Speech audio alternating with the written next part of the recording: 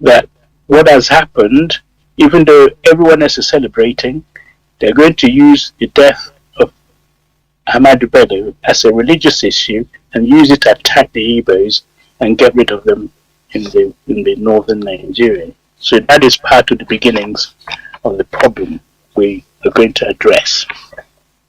So whilst the rest of the country was celebrating, Agui Ironsi, who is now the head of the government, has to now find a way of managing what he has inherited. He didn't come out to do a coup, but he found himself at the head of army to stabilize the country and denied the revolutionaries, we call them, Nzewu in the north, and his colleagues, and also he defeated Ifajuna and his colleagues in the south. So he took over in Lagos, and because he was in charge in Lagos, he was able to literally scupper or destroy the coup.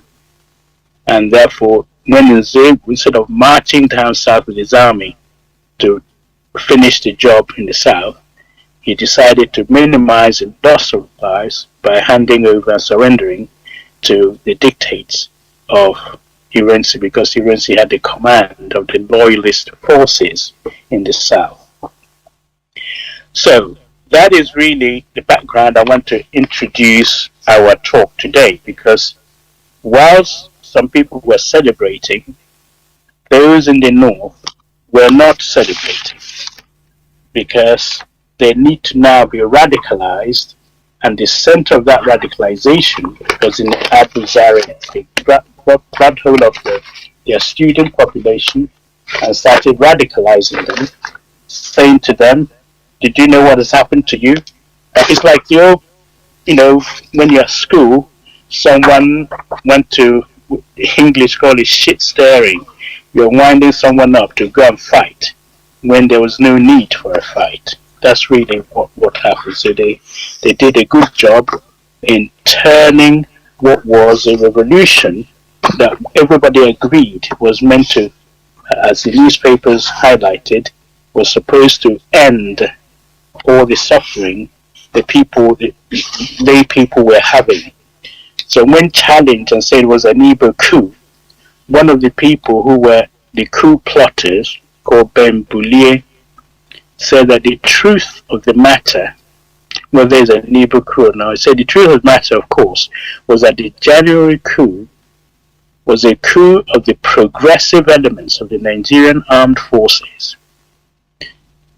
An intervention clearly necessitated by the breakdown of law and order in the country. I mentioned the Wild West and the TV riots and so on. He then went on to say it was therefore neither an Igbo affair, nor, for that matter, an affair of any other ethnic group connected with it. So one of the people who were involved in the coup, they categorically stated that this has nothing whatsoever to do with as an Igbo coup. So we now have, therefore, Agui Ironsi, who has inherited the plan changeover of the Nigerian, if you like, the Nigerian political scene. And he has to act as the head of state and try to work out how best to run the country. The problem now is, how do you pacify every group? So when Nzewu made his broadcast, said all the politicians are banned, no more politics, all the unions, everybody, you just have to listen to what the military has to say. They didn't relax. In other words, politicians has to go away and let's just sort out this country first of all. So the politicians who went away in the south, they were being probed for all their actions. So they were lying low. In the north, they were, if you like, emboldened because they're used to running the place. Nobody's keeping an eye on them. So the devil have worked for an idle hand. So they began to plot and plan how best to come back to power, as you can imagine. By labeling it therefore an evil coup, that gave them something to work on. And that is what I'm trying to explain to us as to why the whole thing turned sour. So, whilst Aguirre was busy trying to organize the country, he didn't expect to be ruling because he's a soldier, man and boy. Yeah, he started as a soldier. He joined the army when he was young, and he carried on up the ranks. He didn't go to university, just went to military school and became a major general, very good at it. And he was able to represent Nigeria United Nations in Congo. So he's done very well. He's not really one of those that say, I'm going to rule the country, because he was in military and was trained to respect and honor the law of the country. When the Queen visited Nigeria, he was one of those accompanying the Queen and so on. So he's not likely to rock the boat. In other words, more conservative than being a radical. So his intention was not to rule the country, but he found himself, obviously, in the thick of things as the most senior officer who was supposed to have been killed, but he managed to prevent them from killing him and also managed to rally around loyal troops and stop further killing, and therefore saved what was then the Nigerian country.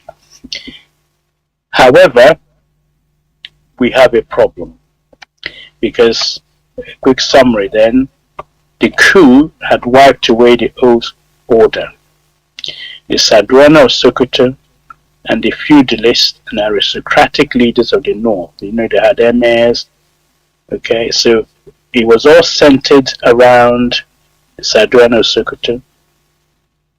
As an autocratic leader, is now dead, and his subordinates, which actually the federal prime minister, Prime Minister Tafawa Balewa, was also dead. Chief Akintola was also killed, and he had been accused of vote rigging in the West, not only in the federal election, but also when the Western region went and had the elections. He was accused of vote rigging, seen by many Yorubas as a traitor to his people. That's what they had internecine fighting.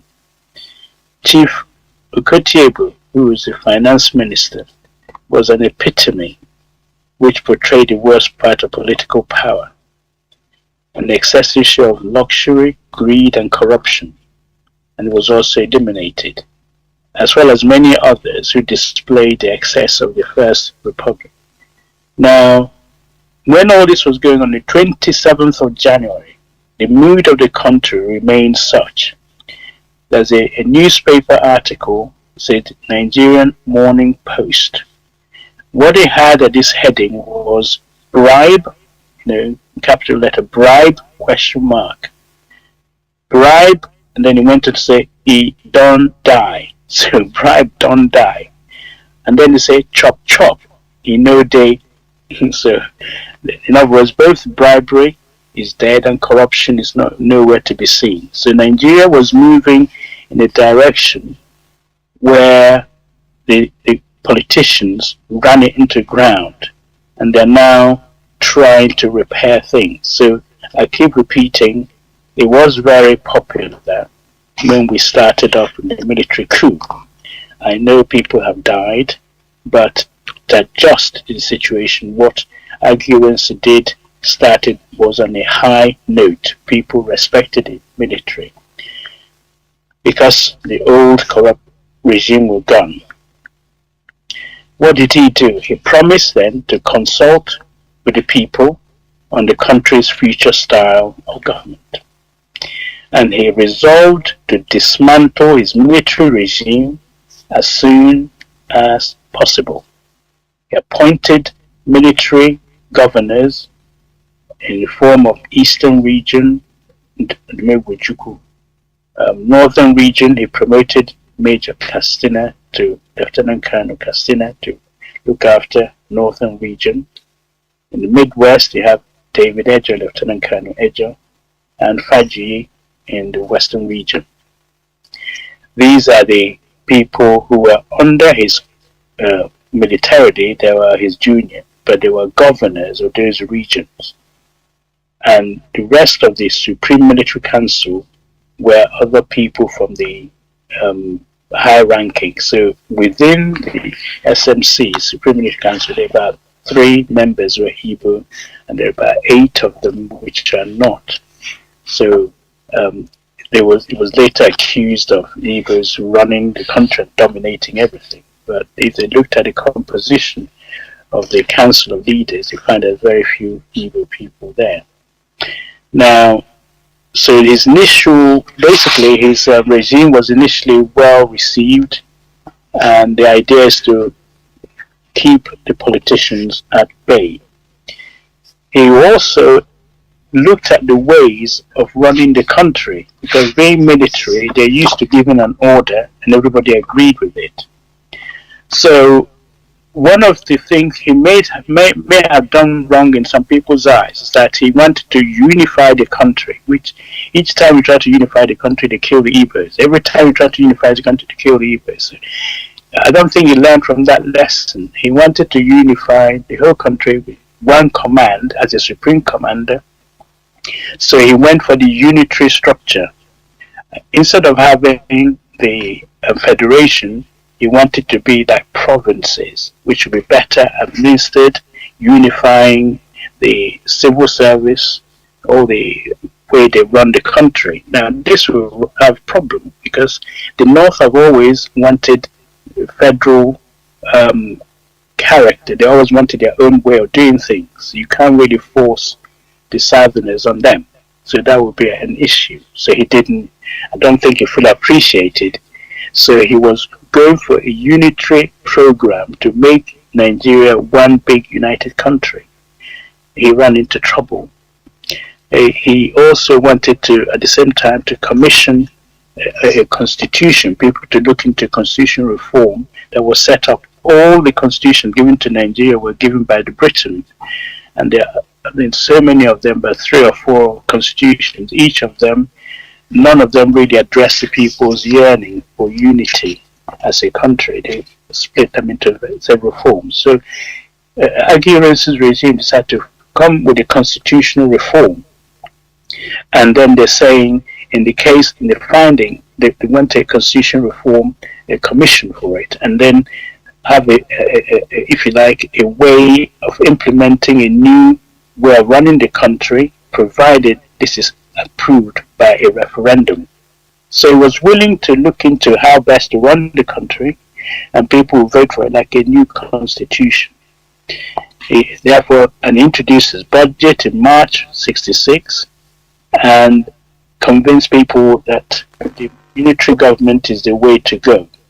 But he ran into trouble because the Northerners, in April 1966, one of them wrote in the newspaper that with regards to the Constitution, much has been written on the dangers and disasters brought on to the federal as a result of federalism, and the few who have the privilege to write on the papers have gone to the extent of forcing unitary government. So the Northerners were thinking this is being forced on them without ascertaining the wishes of the people. By the way, what the country is running now is on unitary system. It's not really a true federation. Okay, one sad fact, the newspaper continued, was of these journalists as well that some of the military top advisors refused to admit is that a Nigerian unitary government does not necessarily unite the people of Nigeria. So the fact you have a unitary government doesn't mean everybody is united. And he says, I say bluntly that nothing short of federation is good for Nigeria. Clearly, from the northern perspective, they wanted to be a federation and not a unitary. Remember, when our people go up to the north, they're asked them to stay in Sabongari. They're not really mixing in the northern part of Nigeria. They stay in Sabongari. They're not really mixing. They're one country. They're seen as foreigners. They're called Nyame because when they got there, because of the thirst, they say, give me water, Nyame Mili. So Nyame becomes Nyamiri. and that's a derogatory term they used. But these people had the qualification which the British sought in the first place to help them run trains, telephones, and all sorts of things in the what they call the modernity. And as they were doing this, they were receiving salaries. So they were able to set up schools, churches, and businesses. As they were receiving salaries, they were looked down upon or envied by the, if you like, the indigents, the locals, who find them, the sociologists call it privileged pariah. They are privileged because they got jobs, they got salaries, they have cars and fridges and all the modern amenities. But they are resented in their locality because the people there are not as educated and not getting the right jobs and so on. So they are privileged pariahs. So the point I'm making, they've gone up there and they're trying to develop the place, and the last thing after the coup that was required by the Northerners to open the door for more people from the South to come up to their country, their own part of the country, and take up what they call their jobs. After all, they instituted a policy almost like apartheid. If you remember, Ahmad Bello said if there's a job in the North, he will get an expatriate to fill that post. If there's no expatriate, then you get another Nigerian, but it wouldn't be an Igbo, and so on. So his idea about the Igbo was really that they were taking all their jobs and their posts. So they coined this phrase, North is for Northerners, and Nigeria is for us all. So the idea then of unifying the whole country, which Iran's regime was bringing, was something they pushed against. That's really the point I'm making.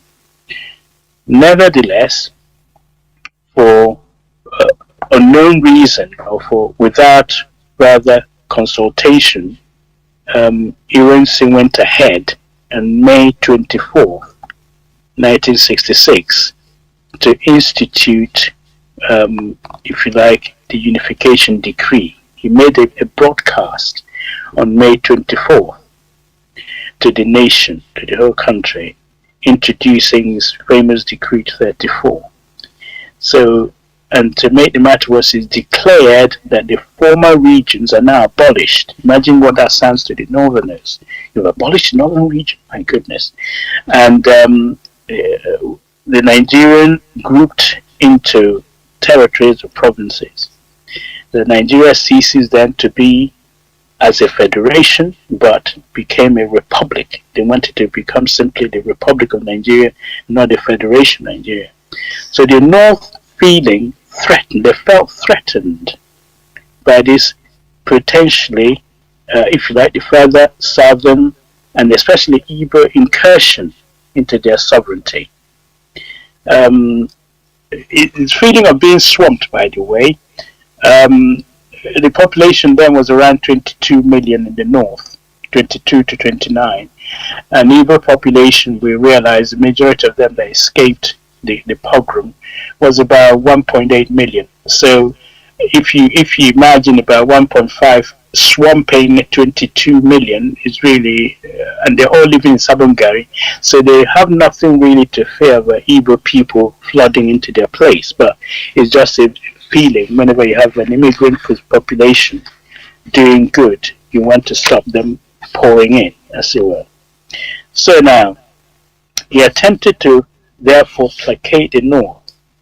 Okay, he decided best introduced to go on a tour to explain to them why, from the military viewpoint, a unifying command is what has been brought up, and that's what he wants to use to run the country, not the civil servants in the north doing their own thing, those in the east doing their own thing, the west doing their own thing, midwest, and so on. He wants to all unite. So when they say, this is what we want for education, everybody goes there. This is what we want for health, everybody goes there. Nigeria has not been run like that before, because there are those in the north who are not willing to do what everybody else does. So it was a sudden change for them, which they were not prepared to embark on. So That is really the background. So IUNC decided the best way to get around this is to go on a tour to explain it to the leaders of thought in all these places. So he went on a tour in to the northern cities, and these people have already started plotting and planning how to get rid of him because he's not listening to them. They want federation, they want the North to remain North and separate, but he wants them to be one big country. So there's some plotting going on, which I will talk a little bit in a minute. And they were saying to themselves, this guy's not listening to us, but don't kill him in the northern soil. Wait till he goes somewhere else. So that is why they wait until he went to Ibadan, and that is where the assassination, the coup of 29 July occurred, which we're now going to address. So that's the background to what we're talking about. The second coup was orchestrated by those in the north. And how did they go about it? Remember, the BBC has said it's now beginning to look at an Igbo coup. So they use that as a clue, if you like, as a cue rather, to begin to manipulate the information. It doesn't matter what UNC does. It's an Igbo coup. It's an Igbo conspiracy to take over and rule the country. So they briefed their students in Abu University. The politicians started going around telling people what's happening. The journalists picked it up.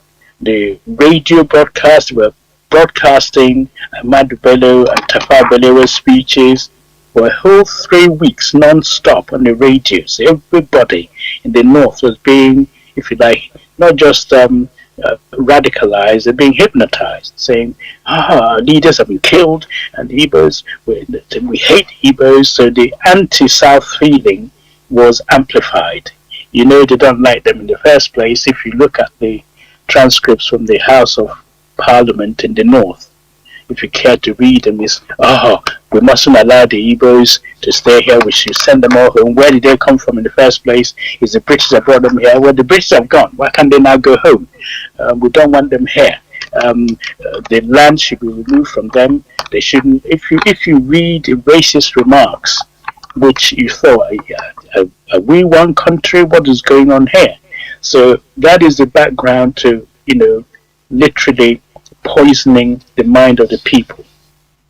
So while Aguirre and his team were trying to unify the country, those in the north were busy using all the available propaganda to turn the minds of the people, who initially celebrated the takeover by the military because of the corruption that was going on. So the newspapers, which in Hausa, like Kaskiya Tafi Pambo, I can't say it because it's Hausa language. There's a newspaper in Hausa which was obviously writing all this up. They had the television, they had Kaduna radio, the journalists were writing, the politicians, and they were having meetings, serials of meetings in place in Nasarawa Club, which people from the south weren't allowed in, so they were making plans there. So the accusations which they had of the Aguirre's government was that, you see, those people who killed our leaders, those people who killed our leaders, they in fact, they've got promotion whilst they're being detained. What does that one come from? When you looked into the one they're accused of being promoted, there's someone called DC Okafor and DO Okafor. One of them was involved in the coup, and the one they promoted was not involved in the coup, but they thought the person who they promoted was one of the coup makers. Then they talked about, you see, they're still receiving their salary. For goodness sakes, are they on trial? Are you punishing them? Or why are they being paid their salary? Well, the law says you should pay them their salary until they're found guilty. You see, you can tell when you're using propaganda, you can really turn the mind of people and not looking at the facts. All the people want to hear is that, they're being paid. They're receiving their salary, even though they kill their leaders. There's a section in there's a section in in the what is it, in the force, in the army manual, I think section 149, it says here, and 50, says that the military forces ordinance number 26 of 1960, in which part 7 on pay forfeitures and deductions. What means forfeitures? The law says you're going to lose your pay or you're going to have a deduction. It states that pay should continue before a verdict. Now, if people that did the coup, you say they are guilty, you don't want them to receive their pay. The law says they should carry on receiving their pay until we have a verdict that you find them guilty. But the propaganda was overdrive and saying they're being paid. So that should stop. It's not fair. They killed our leaders and they're still paying them. When are you going to punish them? Well, Argurency instituted, if you like, he instituted an investigation. I mentioned last talk about the guys, G-U-Y, if you like, people he instituted. I call them the Northern Guys. G stands for Gowan, U stands for Usman, and Y stands for Y is one of their Yusuf. So these are prominent security officers who were asked to look in to why the coup occurred. And if they find it's an Igbo coup, well, we have to address it. They searched and searched and searched. Over 200 officers were interviewed. 3 months it took them.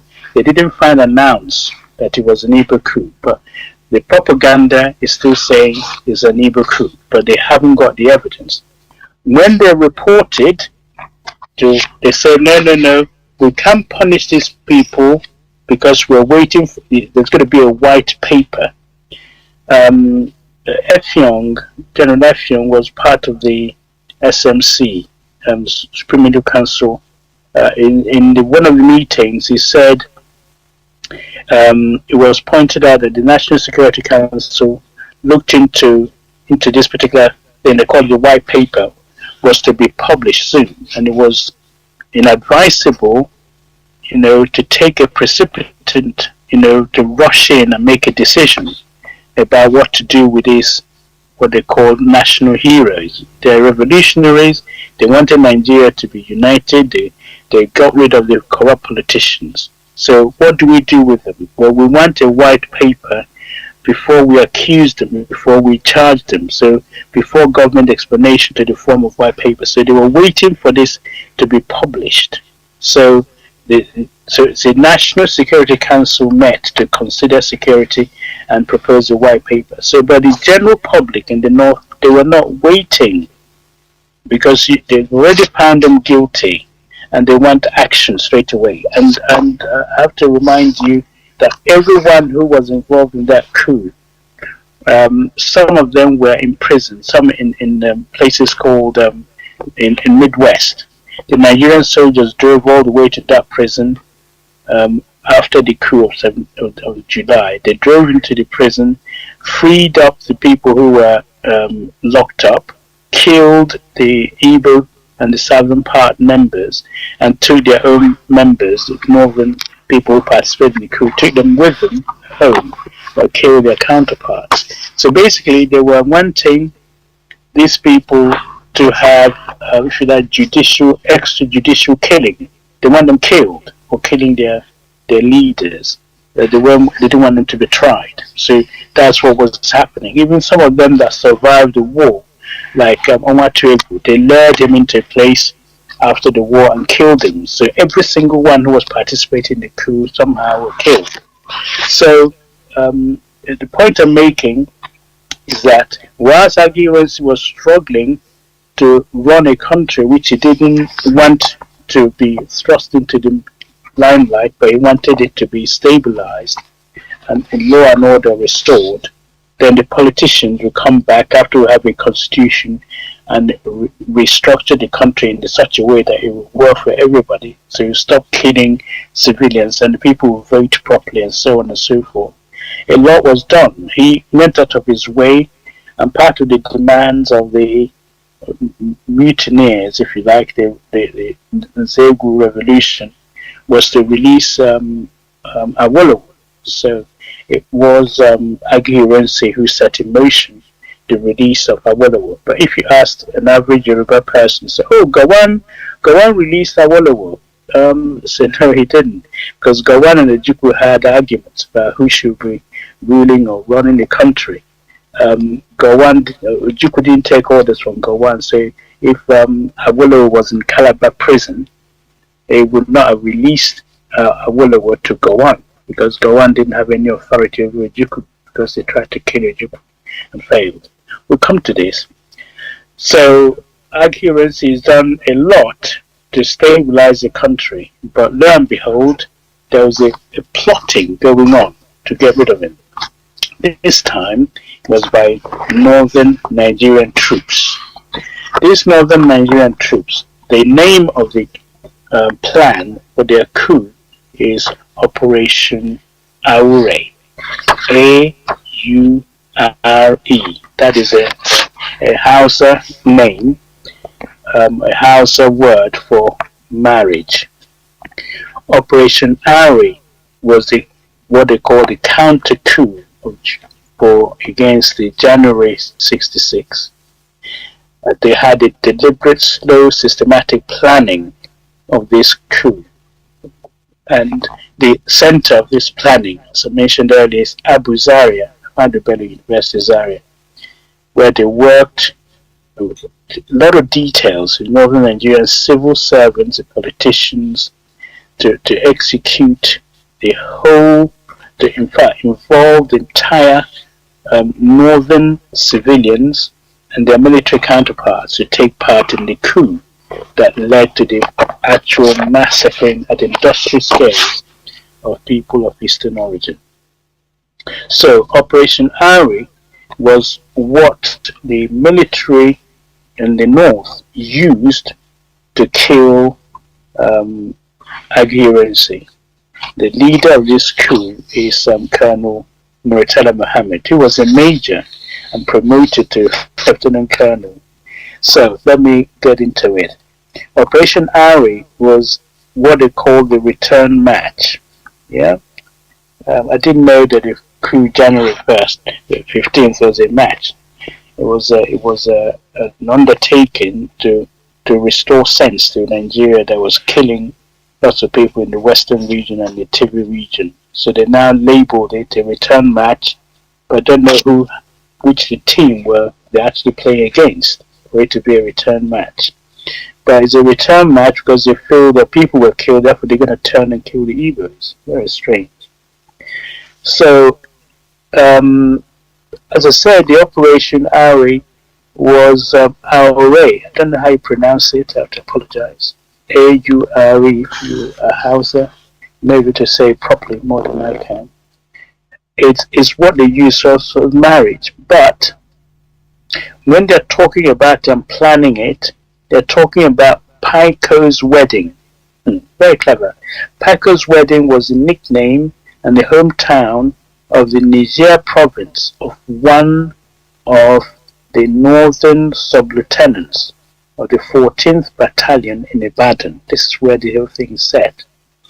It was to do some coordination of the battalion's action. So the plan was to take place on the 28th, 29th of July, when the UNC visits Ibadan. As I said earlier, it's part of this national conference where he's meeting the traditional rulers to explain to them this unifying decree, the unification decree which he has launched. He's been to North and has now come back to Ibadan. After the conference, the governor, military governor of the West, Fajiyi, they met in Congo and they've been friends, decided to persuade him to stay overnight in Ibadan. And then he had his son with him, his son came home from London on holiday. So what happened was that these particular people had planned thoroughly how to get rid of Aghirensi. Their ringleader was Murtala Muhammad, and they had planned how best to get rid of him. And an opportunity came, therefore, when he came to Ibadan. The mechanism that they used was to make sure all the military formations in the south, in Lagos, in Abeokuta, in Ibadan, everybody was in the know about the coup. The northern soldiers, they were so determined to do this. What Aghirensi did wrong was that in his attempt to pacify the northerners, he actually surrounded himself.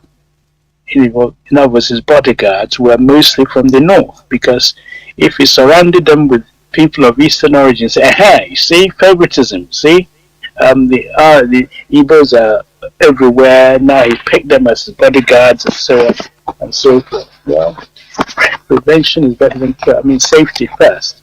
But anyway, he fell for that, and his guards were actually of northern origin. So that makes life very, very difficult. To cut a long story short, he was staying in the lodge, in the governor's lodge in Ibadan. The plan was to surround him, which they did. His guard, who were looking after him, the person in charge of them called a parade and disarmed them, changed their weapons, and then issued the weapons again only to the northern members of that unit. It's very clever. They've already, I think they killed some at Abeokuta. When somebody found out that this is what they're planning, they killed the person, the Igbo guy, and two others, someone called Obielu, and I think it's Komu, but his exact name. They killed them. Obielu was one of those who was supposed to be involved in the January coup, but he changed his mind at the last minute, and he was one of the ones they killed, regardless, even though he didn't participate in the coup. So anyway, the news went round. They phoned their colleagues in Lagos. The Lagos told the that because Murtala Muhammad was in charge of the whole thing, they were planned to do it that day, and they would think they might have been compromised. So they were waiting for the order. He gave them to go ahead. So T.Y. Danjuma was the one who was supposed to be guarding Aghirensi. But there's an issue here. Aghirensi and his tour should have been accompanied by Gowon, but Gowon didn't follow him. If it's not Gowon, it should be somebody else next to Gowon rank, like Anwuna. Again, Anwuna didn't go, but the younger one, T.Y. Danjuma, was the one they sent. T.Y. Danjuma was the part of the presidential guard. So he went to Ibadan, and they've decided that day they're going to kill the commanding officer. So they surrounded him, having disarmed everybody around there, and only given the weapons to the northern people. So, and they didn't want to. They had a gun, an anti-tank gun. The issue here was when Saduana Sokoto was attacked, his gate was well armed, well protected with alarm and so on. Nzegu and his team used an anti-tank to break in. So they also had anti-tank weapon to shoot and blow up the house where Aghirensi was staying. They chose to wait for him to come out, because when he comes out, then they can grab him rather than blow up the house. How can I describe it? So the person who was asked to go and see what's happening outside because they were getting suspicious was I think it's Lieutenant Colonel Njoko. Njoko came out, and as soon as he saw them, there was an exchange of rifle. They shot him. He escaped and limped to Ibadan teaching hospital, and where they followed him, and after a short brief of treatment, he managed to escape. It was said that the one of Aguirre's guard, who's a Hausa person, came out to investigate what was going on. He was asked to sit on the corner, take his shoes off, and wait, hands up, and so on. So you can see what's happening. The head of state was now being isolated. He's got Faji with him, and each time they send somebody, that person doesn't come back. So they knew something was happening. So Aguirre hid his son inside the wardrobe or some place in the house and told him what to do, how to get back to Lagos in case he doesn't make it. So Tiwa Danjuma, after waiting, as he entered the lodge, he heard a phone call. Apparently he had a phone call, and that phone call was from Lagos, where Gowon was. And Gowon answered, said, "What is going on?" He said, told him they're about to, storm the place. And Gowon told him, according to the instruction, that Gowon asked him, no, Tiwa Danjuma said they've surrounded the place and they're going to arrest the head of state. So Gowon saying, "Can you do it?" And I said, "Yes, he will." And so he said, "For God's sake, no more bloodshed," according to Gowon. He doesn't want any more bloodshed. But this is just what people are saying. It's difficult to know the veracity, what that meant, whether it means so don't kill him or whatever. So Tiwa Danjuma then went inside with a group of northern soldiers into the lodge, and he had a hand grenade in his hand and pulled a pin. So if you shoot him, everybody there will be blown up. So he was willing to die if his attempted coup failed. Attempted assassination attempt failed. He had a grenade in his hand which primed.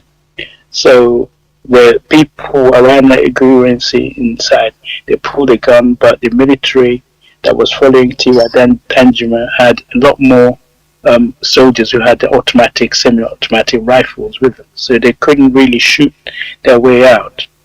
So Tiwa Danjuma then asked Aguirre, why he hasn't, how come he was involved in the coup that killed all these Bello. So Aguirre said to him, he doesn't know what he's talking about. He was not involved. Then he said, "No, you are. And why haven't you arrested? Why haven't you tried those people who are involved?" Same way, they had an exchange of discussion.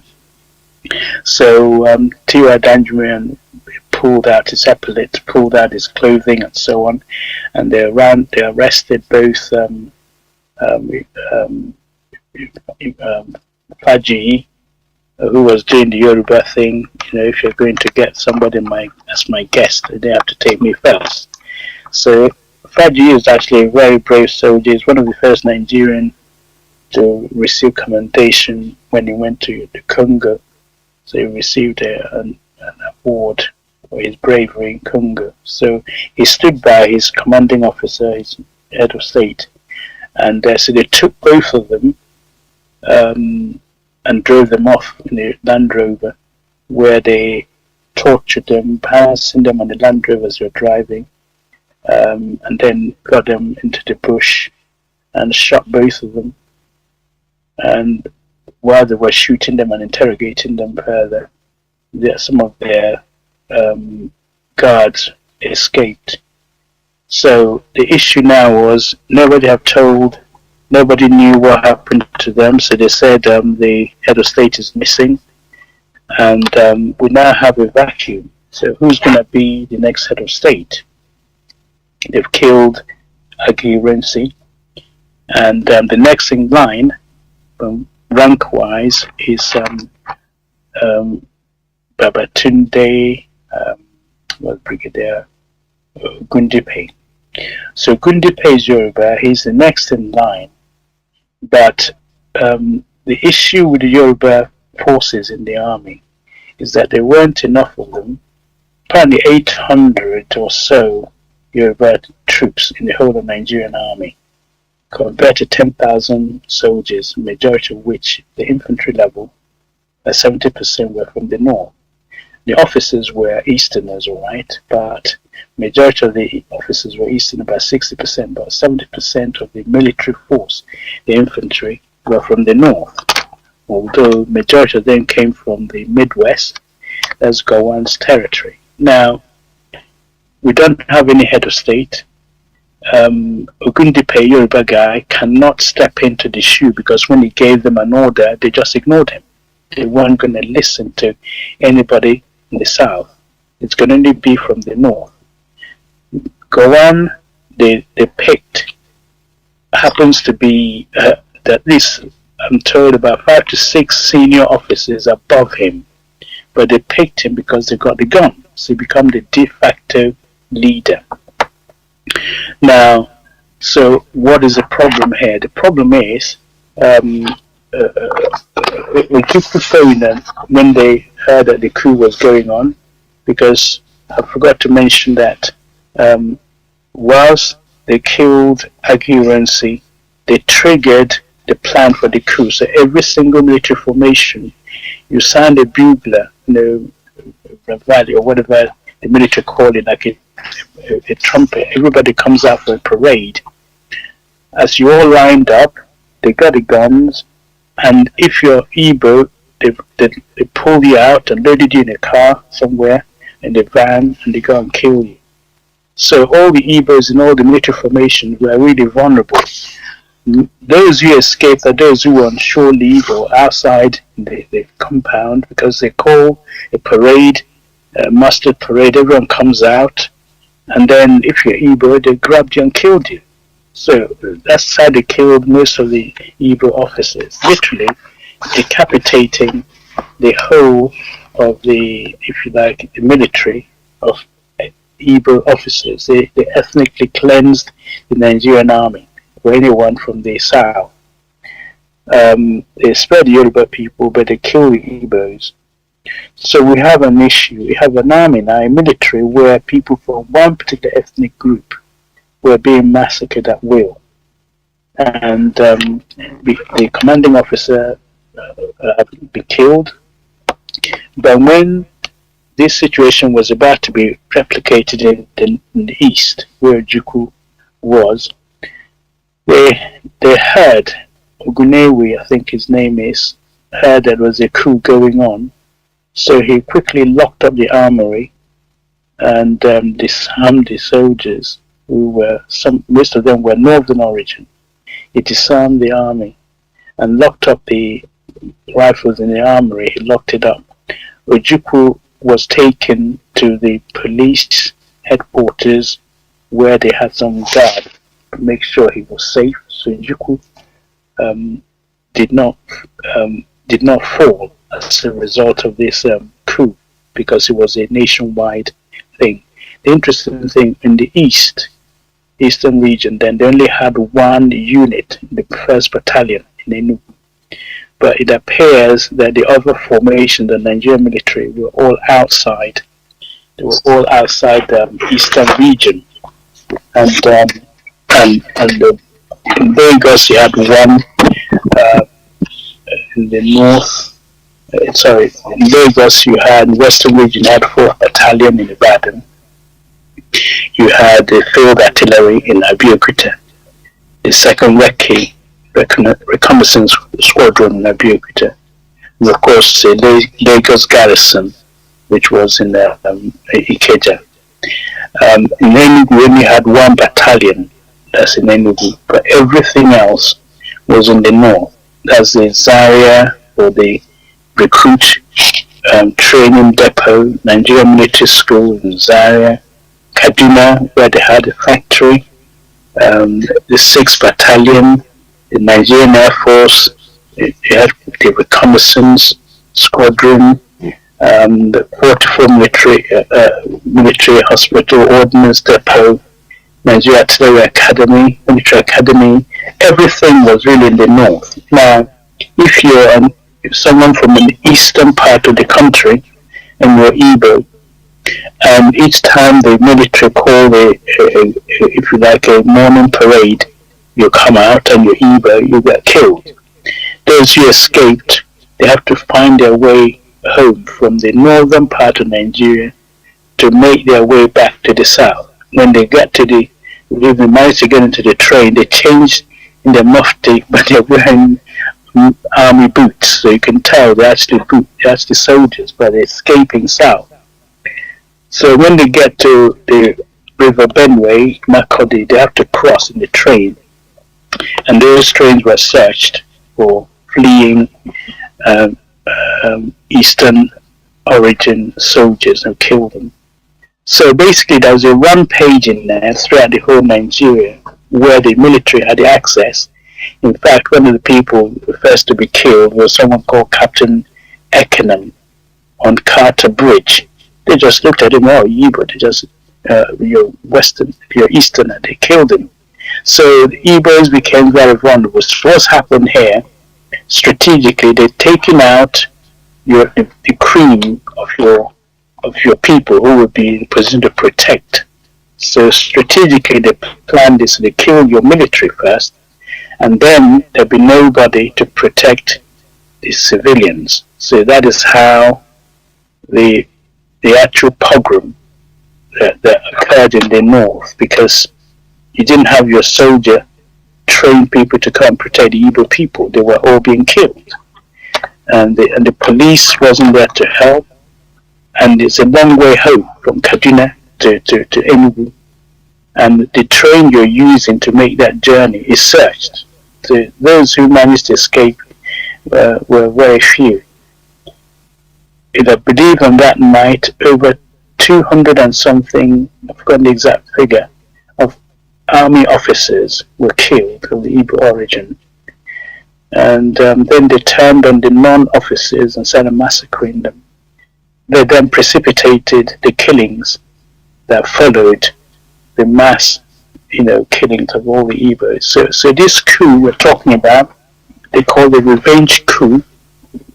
They call it the Araba coup. They were actually planning to kill. It's like blood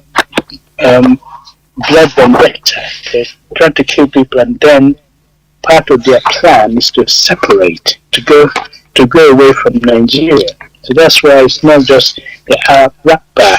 Araba means separation. So the two things I want to talk about is that who then became the head of state, go on, and what was the purpose of this coup? Not only to kill Aguiyi, kill Ojukwu, kill all the army officers as a revenge.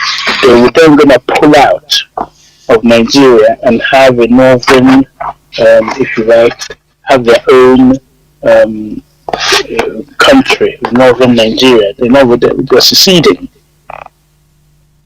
And we knew this because on the 29th of July until the 1st, Nigeria didn't have any government. So we're finding who was going to be the government of Nigeria. Nobody knew who it was going to be, because there was a debate as to who would be the new head of state. Murtala Muhammad could have been the head of state, Adamu could have been the head of state, but they found that Gowon, being, if you like, from the Middle Belt, and Middle Belt had the majority of the soldiers, was the only one they're going to listen to, and nobody from the south. So Gowon ended up being chosen as the head of state, but it took several days before he can come and make a broadcast. Remember, the rioting was for Araba, separation. So Gowon was being pushed, declare secession, declare breakup, so they were really hounding him to make that decision. So, because, as I said, part of the reason why they did the coup, so that the North could be freed from the rest of Nigeria. Now, it's not only therefore revenge for what they call the Igbo coup, okay, which in effect was an all-party coup, all ethnic group coup, but the labeled Igbo coup. And so that's one, the revenge for their leaders. And the second reason, the real reason, was secession of the North. They want to break away from Nigeria. Now, so because the evidence showed that as soon as this coup occurred, Lieutenant Colonel Gowon set up a base at Ikeja barracks in Lagos. And there was a flag flying in front of the main gate. This flag was left there for a whole 18 days, and it's not the green, white, and green flag. This flag had lateral red, yellow, black, green, and khaki stripes. It was the flag of the Republic of Northern Nigeria. He flew at the gate of Ikeja for 18 days. For 3 days, what they did was to make the hijacked or commandeered buses. The military commandeer means you have a bus going, you just wave and put a pointed gun and the person jumps out, you take it. That's commandeering. They commandeered buses, lorries, cars, trains, even planes, to take everyone who's from the northern origin and the western region, to transport them to move their family, all the soldiers' families from the north, move them back to the hometown. So they were literally pulling away from Nigeria. So now I'm going to tell you finally about the second coup. So why didn't they pull out of Nigeria? Okay. Who formed Nigeria? The British. Yeah. I hope you guys are awake still. If the British formed Nigeria, they're not going to just fold their arms for you to break Nigeria up. So this is the real, I don't know how to explain it. This is the second coup of the January, of July 29th. I call it the second coup. Why am I calling the second coup? Because the British stepped in. You want to break up Nigeria, do you? Okay, all right, okay. So Gowon was having a chat with the British High Commissioner. His name is Sir Francis Cumming Bruce. It was said that by high authority that they spent at least 6 hours in private session talking to Gowon. Yeah, on the morning of the 1st of August. Gowon then reported back to his fellow Northerners. There were back and forth exchanges. Now, let me share with you what actually happened. And the question here is pen mightier than the sword? The question is an English phrase. The pen is mightier than the sword. So, Q, the British High Commissioner, Cumming Bruce.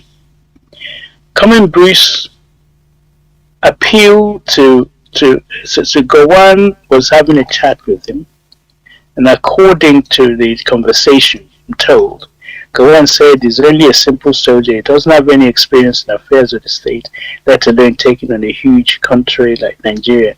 Ojukwu teased and said Gowon is like a small child with a broom trying to sweep the whole house of Nigeria. He's not really able to do that. So the immediate problem then facing Gowon at that time, because North was pulling away, was total disintegration of Nigeria. And the North was intent on secession. It was only through the support of Cumming Bruce, this British High Commissioner, who was a close friend of the Northern Emirs. It was through this High Commissioner that they were able to exert authority on the North. Coming Bruce later explained that he was able to persuade the emirs that secession from Nigeria would have been an economic disaster. So this is from the ambassador himself. He said that it wasn't on the face of it easy to get them to change, but I managed to do it overnight. This is what he did. I drafted letters to the British Prime Minister, I believe his name would have been Harold Wilson. And then, after drafting that letter for Harold Wilson to send to Gowon as Nigerian head of state, and for my Secretary of State, there is called Michael Stewart, to send letters to each of the emirs. I wrote an accompanying letter to each of them because I knew them personally. I drafted all these and they all came back to me duly authorized to push on at once. The whole thing was done overnight and it did the trick of stopping them dividing Nigeria up. I don't know if you guys, those who are listening, understood what has happened here. That Britain, about 3,000 or so miles away, intervened, preventing the Northerners from seceding by just writing letters to the emirs. Why? Because they play polo together. So it could be a polo coup. But it's very serious. Britain had not formulated a policy in view of the event of the second coup. The British haven't a clue what on earth, how did this happen? And that the British representative, he said, as the British representative, I should decide on policy as I see fit. Now what Britain does is they look at the man on the scene, tell us what you think we should do. And that's what hurt the Biafrans anyway, because someone called Hunt, who was the High Commissioner during the war, was the man on the scene, and they listened to everything he said, and not really listening to someone from Enugu, who was a British representative, telling them what was happening to Biafrans is unbelievable. But Hunt has already made up his mind, he wants one Nigeria. So they look at the person who's on the scene, who they will listen and follow, regardless of what they see outside. So they love to look at the person on the scene who give them advice on what they think is appropriate. That's how they train their people. So anyway, so this ambassador saw to it what he deemed to be fit for this situation, being the man on the spot. He says, hence my action with the emirs. I have particularly cordial relations with the emirs because we all share the love of polo. I told you it's a polo coup. Polo, by the way, is where you use a horse and you chase a round ball and you hit it with a stick, and they love it. It's the sport of the aristocrats. And so that's the polo. They love the polo, and of course, because of what we met, because of that, they meet socially, and his position also meant that we met on more formal occasions. So they've been inviting him to polo matches and so on. However, I have been totally unaware of an impending coup. They didn't tell him. My security people had heard of no rumors to unseat the Ironsi regime. However, my relationship with Ironsi had been somewhat distant. I always felt that he didn't entirely trust me, perhaps because of my personal relationship with the mayors and the sultans in the north.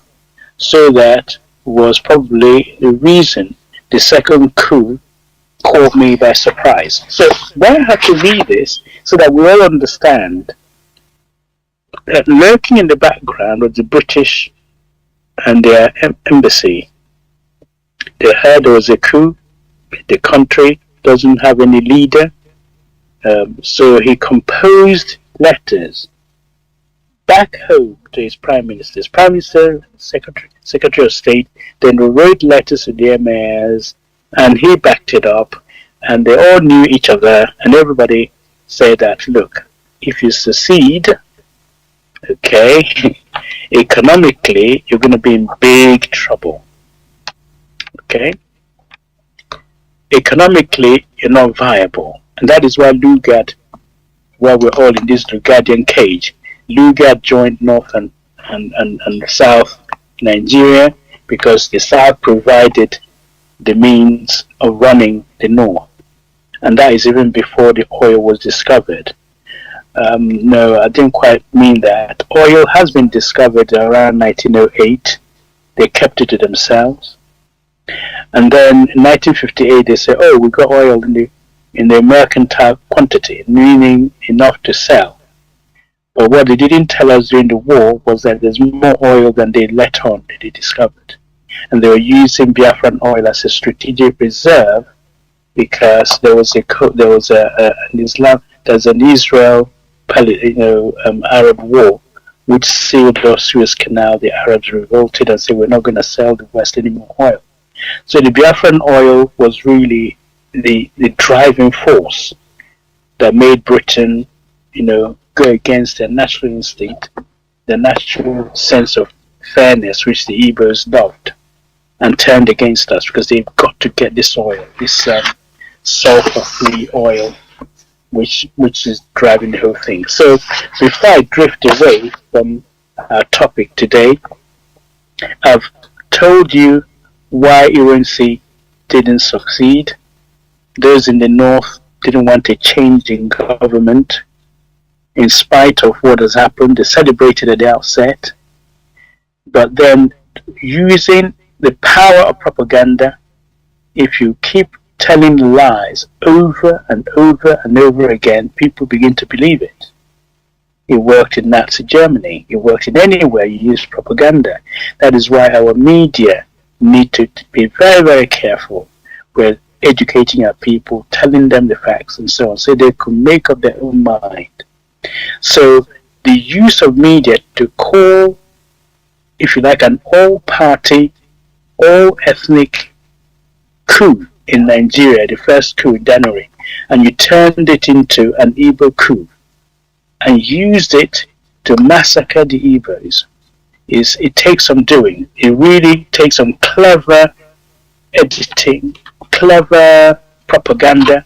They used newspaper, they used radio, constant playing of the voices of Ahmadu Bello. See, they killed our leader constantly, so much so that every single northerner came to hate the Igbo with passion, so that they only stopped killing us when there was no more Igbo person left in the north.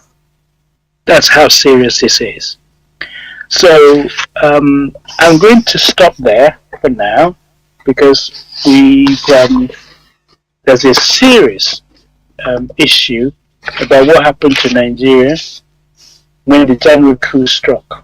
They thought they were going to rescue the country, but the Northerners had their own agenda. And they felt very hurt, and someone told them it was an Igbo coup, and they changed their mind. And then they turned on the Igbo. So now, in the military, you don't have any more Igbo left in it, because you killed them, and they can't come back into the military. So how on earth are you going to have a country where you don't have people from other tribes? So they were actually killing all the Igbos so that they can break away and go their separate way. What kind of nonsense is that? Yeah, if you want to go away, go away. And somebody said it's a return match. Okay, so the people you killed is in excess of the people you're trying to revenge. And that's why he says, vengeance is mine and I will repay. Because mankind knows if they're doing for revenge, someone stepped on your toe, you end up chopping off their knee. the whole thing is so out of proportion.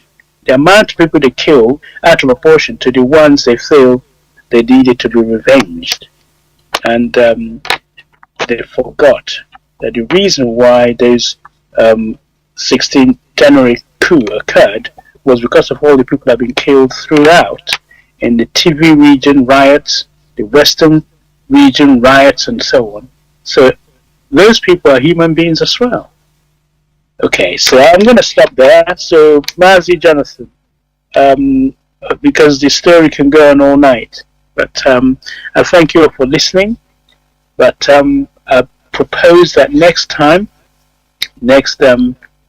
talk on this history session will be about the pogrom, having killed all the soldiers of Eastern origin, and very few of them left in the army.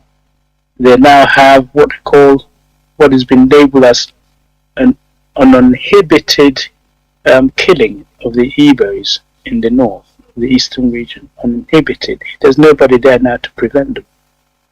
They had a dry run in May when they killed people after the Decree 34 came out. Agi Renzi was the head of state then. He sent the troops to stop them killing people. But when Gowon took over, he didn't do anything to stop people being killed. So I'll finish by saying what Gowon, according to Gowon, when he came to power, he said the basis for unity is not there. Why would he say such a thing? Because they are planning to pull away in the first place. And then they have to rewrite, if you like, they have to rewrite what he was meant to say. He said the basis for unity, when everything is taken into account, is no longer there for Nigeria. And yet, they did an about turn, and SADC, when they precipitated the killing, they turned round and said you have to stay in the country and come back. You're not going anywhere. We'll kill you to kick you out. We'll kill you to bring you back again. So if anyone has any doubt who did the coup of July 69, they are all northern troops. Lieutenant Colonel Maritana Mohammed was the leader. Major Martin Adamu, the 2nd Battalion Lagos. You had Theophilus Danjuma, Principal Officer of the Army, Headquartered Lagos. 2nd Lieutenant Sani Abache, 3rd Battalion Kaduna. Yes, it's Abacha who became the leader later on in Nigeria coups. Then Lieutenant Abubakar, yes, you know. Then you have Colonel Akahan, who is the 4th Battalion. Then you have Shitu Alo, who is the Air Force Headquarters. You have Lieutenant Ibrahim Babangida, yes, he was there. 1st Reconnaissance Squadron, Kaduna. You have Lieutenant Ibrahim Bako, the 4th Battalion. Then you have, as you know, Lieutenant Muhammad Buhari, the 2nd Brigade Lagos, he was involved. Then you have Captain Isa Buka, who is the Federal Guards Lagos. Lieutenant Colonel Dambo Yakubu, 3rd Battalion Kaduna. Lieutenant Gaba Idada, 4th Battalion Ibadan. Sergeant Paul Dixon. I'm just listing their names, so if you have any doubt whatsoever who carried out the coup, they're all from one section of the country. Lieutenant Bakasuka Dimka, you know the Dimka fame, yes, it's a military college in Kaduna. Then Lieutenant Gaba Dura, 1st Reconnaissance Squadron, Kaduna. Captain Joseph Gaba, who is of course Federal Guards, Lagos. Lieutenant Muhammad Balarabi and Haladu, who is 4th Battalion in Baden. Then you have Major Abba Kiari, yes, they're all there. Artillery Kaduna. You have Sergeant Sambo Pali, Abeokuta Garrison. You have 2nd Lieutenant Muhammad Gado Nasco, Artillery Kaduna. You have Malami Mehi Nasarawa, 2nd Battalion Lagos. You have Onaja, 4th Battalion Ibadan. You have Corporal John Shagaya, Reconnaissance of Abeokuta. You have Shelling, who is the company commander for Battalion Ibadan, Captain Ibrahim Taiwo of the famous Saba massacre fame. You have Paul Gabriel Taffa, Federal Guards, Lagos, Usman Baba, Headquarters, Musa Usman, Headquarters Air Force, William Welby, 2nd Battalion, Lagos, Maman Basta. You heard all these names for Battalion Ibadan, Abdul D.S. Wire, Kaduna, Jerry Seni. So all these famous names were involved in the coup, so they knew what they were doing. And you understand our dilemma. And so, by God's grace, the next installment is to tell you how our people, those who escaped, how they managed to escape, and how they found Eastern region, if you like, a haven where they could find rest after fleeing from the north and from the west. And that's where we're heading towards Biafra and its declaration. I stopped so far, Mazi, so may the words of my mouth and the meditation of my heart be accepted in thy sight, O Lord, my strength and my redeemer. Thank you very much. There, Mazi, before you make your or give your patent shot, Mazi, in this aspect of history which you talked about Agin Major General Agin Ironsi, he tried to appease everybody, which led to his demise. He tried, to build start doing something, building a Nigeria that is good, yes, but he never took consideration of insecurity. I had when you said just the way it is. When they told him, no, he's about Igbo, look at his bodyguards, all Igbos, and he tried to appease them by putting people that are non-Igbos, surrounding himself up with people that are non-Igbos, which led to his demise. So, now my question, I want you to, is it out of ignorance or bad calculation, or is the way we are wired? Because I see it that, he is not mentally strong, which is also what is going on today. Our people, they always try to appease foreigners, even to their detriment, more than anything. So, what do you think that is the problem? Is it a psychological problem? Because before you start thinking about building a good country, this and that, you have to look at, you have to at least, in a place like Nigeria, a complex place like Nigeria, you have to sit down very well, plan your thing without falling to people's, cajoling. So, what do you think in that case, and what do we learn from there, please, Mazi? Yes, thank you. It's a very important question. If you're brought up in a village, when someone comes to your village, you don't go after them and start harassing them. Yeah, in the village I grew up in, you don't harass them. You welcome them. It's in their nature to be welcoming to strangers. The good book says, by so doing you may have entertained angels unawares. I don't think those who are welcoming strangers, entertaining them, know much about the possibility of pleasing a higher order, those who created you. So what I'm saying, Mazi, is that there's an inbuilt welcoming nature in us all. But some people, when they see a stranger, they go after them, like the British. But when the British come to you as a stranger, you welcome them. So I think it was Chinedu who said the stranger came with his foolishness, and we laughed at him and we welcomed him. Now he's put a knife between the thing that divide, put a knife to thing that unites us. That is in our nature, in other words. So, but in the military setup, to be fair to adherency, yeah, in the military setup, there's something called the spirit de corps, where the people you train with, there's a chain of command. When that attitude saved his life in the first coup.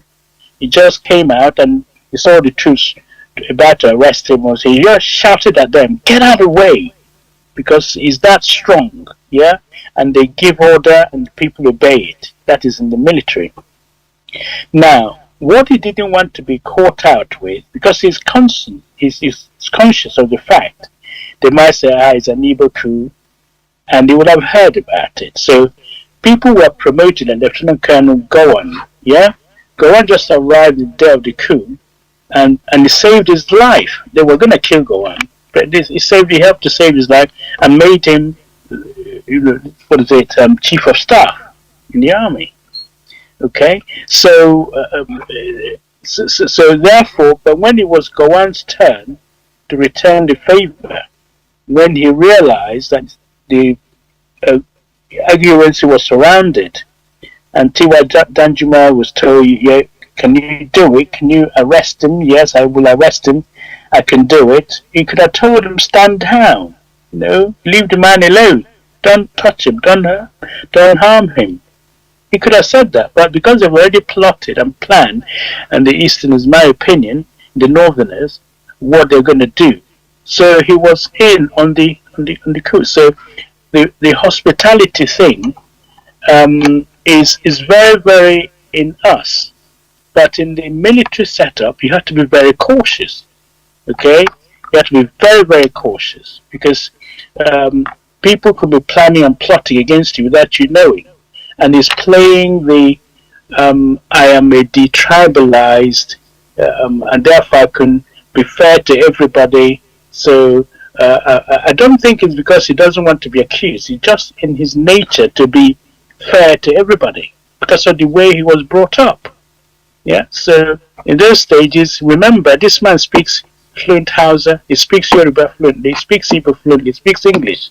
So he's been exposed, and he's been to Congo, where he's the general, United Nations general in Congo. So he's well exposed. So it's difficult to turn around and say, well, why didn't he fortify himself with only Igbo officers? They would have accused him of being, if you like, what do you call it? They would have fortified. They would have accused him of being biased, which is not in his nature. But what we can all learn from it is that you have to put safety first. If I was in that situation, I would have made sure the person I trust are people I can trust. If you see what I mean, they've learned. You just have to learn that it's people you trust. I suppose during the war, your Ratman or whatever who came to be if you're an officer, is somebody you really, really know. And but you may not have any choice who's going to be your sergeant or whatever in the army. It's just the nature of the army. So I've got to be to answer your question. I would say it's a combination of both. Where his upbringing, his hospitable nature, the military he was trained in to look after all ranks, and not to be biased. But Nigeria wasn't ready for him, so he paid the ultimate price for it, unfortunately. And that's more or less it. There, Mazi, honestly, it is very, very sad, honestly. And the reason why history, I mean, this history is being revealed is for us to learn. I hope so, because I believe it doesn't matter your upbringing, though it plays a role in your life, but once he enters political arena, you have to assume another stance for interest first. Yes, self-preservation. I call it to maintain self-preservation. That is what I see. So, thank you, Mazi. And please, before we go now, please go on to your patent shot before we go, please. My closing is that I've talked about 2 coups in Nigeria now. The first one was by the junior officers. They really were keen to make Nigeria better. If they learned the history in the past, when the British were there, every attempt to make Nigeria better leads to killings of the Igbos. And I don't know why that is, because they blame us for trying to improve the country called Nigeria, because we want it to work for everybody. So, as a parting shot, if we understand that as Igbos, we need to, as what Mazi Jonathan is saying, self-preservation, it becomes something you have to take seriously. And our own people says, one who's hated or rejected by others, you can't reject yourself. You need to come up with a new strategy as if you like, as people, as Biafrans, to understand that because you are hated, and I don't know why, you can't hate yourself. You should be even more stronger in uniting and making sure self-preservation is the best form of, if you like, you got to learn to preserve yourself, and then to be able to put your interest first. We don't. This is not being selfish. Preserve yourself. You always it's a duty to thine own self be true, and also love yourself before you can love anyone else, isn't it? You're told to love yourself as you love your people as you love yourself. If you don't love yourself first, it becomes a serious problem. So, as a parting shot, I'm learning a lot from what has happened to us in the past. And as a child that survived the Biafran War, it means a lot to me to go back and look at all these things which nobody taught us about. And I can assure you for free, one of the early books I read was all about Biafra. I couldn't get my mind off the topic because nobody was teaching us, nobody explained it to us. So you have to go and study it and understand what has happened to us as a people. And from there you will become a better person, because it's a history, it's your history. No one is going to, explain it better than yourself. So I urge you all, support BEAD, Biafran Education, awareness, dissemination is so critical to our survival.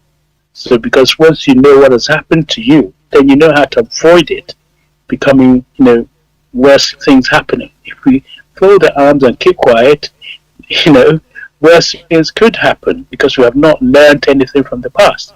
And as you say, I think it's Hegel, the German philosopher, he says, if we have learned anything from history, is that we do not learn from history. What we learn from history is that we do not learn from history. We have to physically learn from what has happened to us. And that's actually how the body works. It responds. If you have an infection, it has the immune system ready for an attack when the same bugs comes back. That's a natural thing to do. That's a self-defense.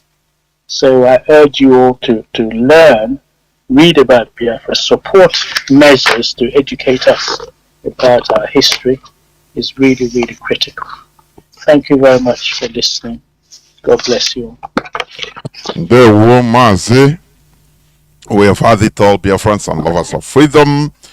We must continue in making sure that we tell our own story by ourselves, because for a very long time we have been relying on foreigners and strangers and our enemies to tell us our stories.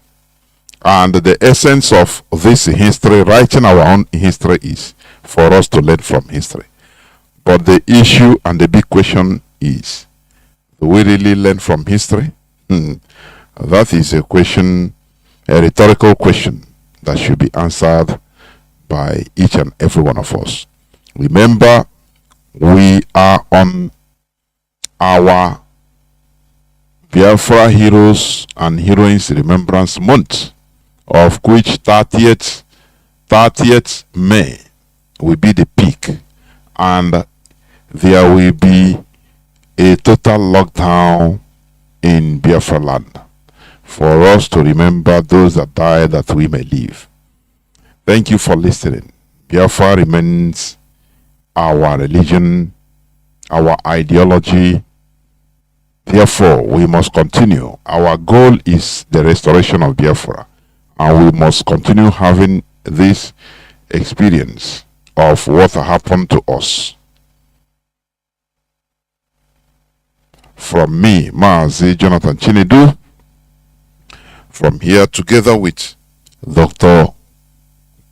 Mazi Ukachi, it is simply good evening.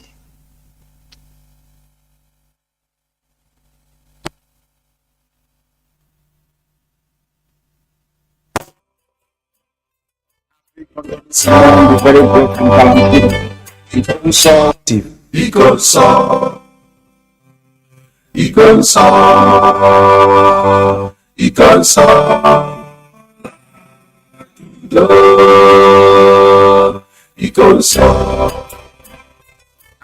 and talented. Very good and talented.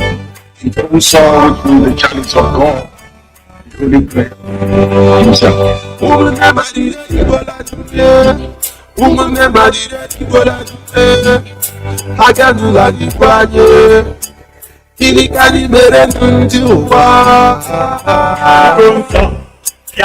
Warrior, he goes up. Freedom fighter man, he goes is our hero. He goes in the rest of the paradise. You fought like a soldier, and you died like a soldier. You never betrayed our motherland. Your legacy lives on. You are a gallant soldier, a fervent soldier, benevolent soldier. My brother, you will live on. Because so you will live on. Because you are a hero. Oh, to the body. Everybody let go. Because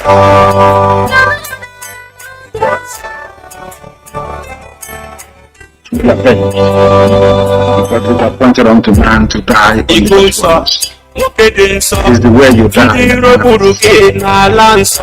It is the way you exit the stage. I saw the bed is unbearable. I feel the pain from my innermost. You just have to say goodbye, my hero.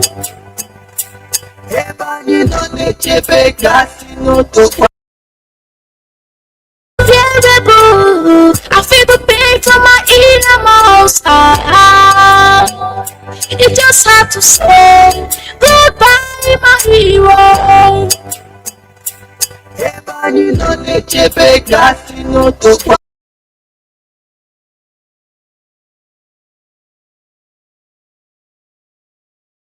Respect is earned. It is not just dashed. You don't get respect by begging, by crying, by sentiments. It is worked for. It is earned. So that black race will understand this and work hard, change our mentalities in order to be productive. Because when we are productive, we earn our space, we earn respect in this planet Earth.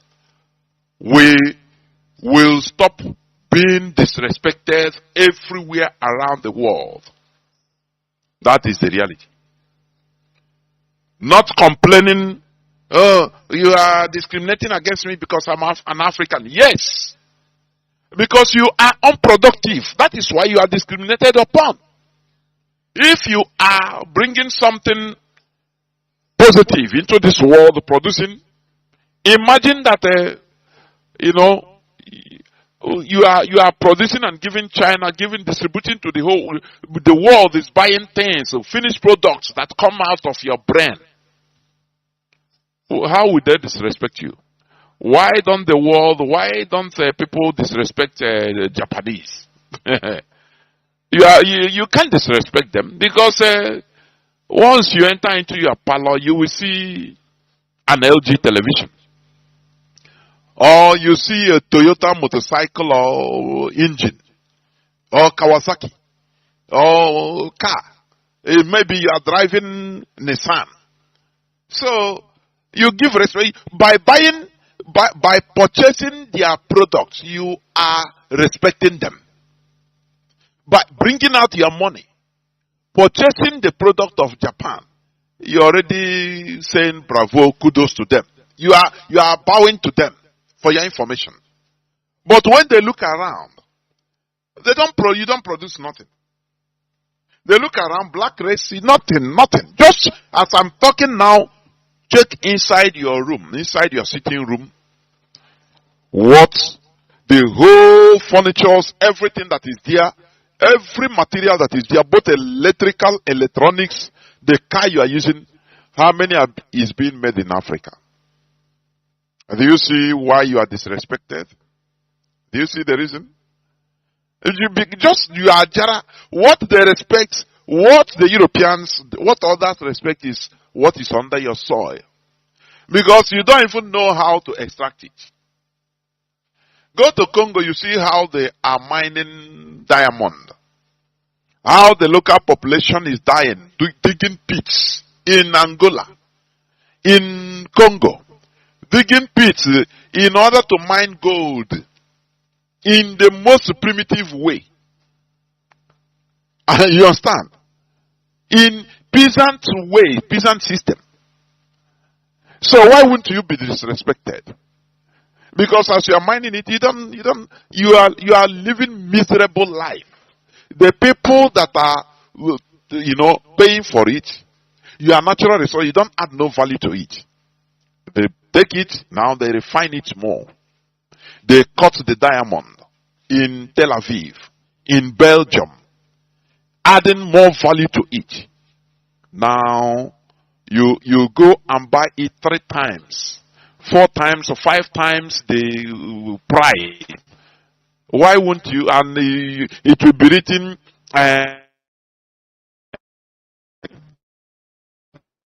we have crude oil in Nigeria, one of the largest deposits of gas and crude oil, the whole world. But you don't have you don't refine it. You take it out and you bring it in. Buy finished products one by one.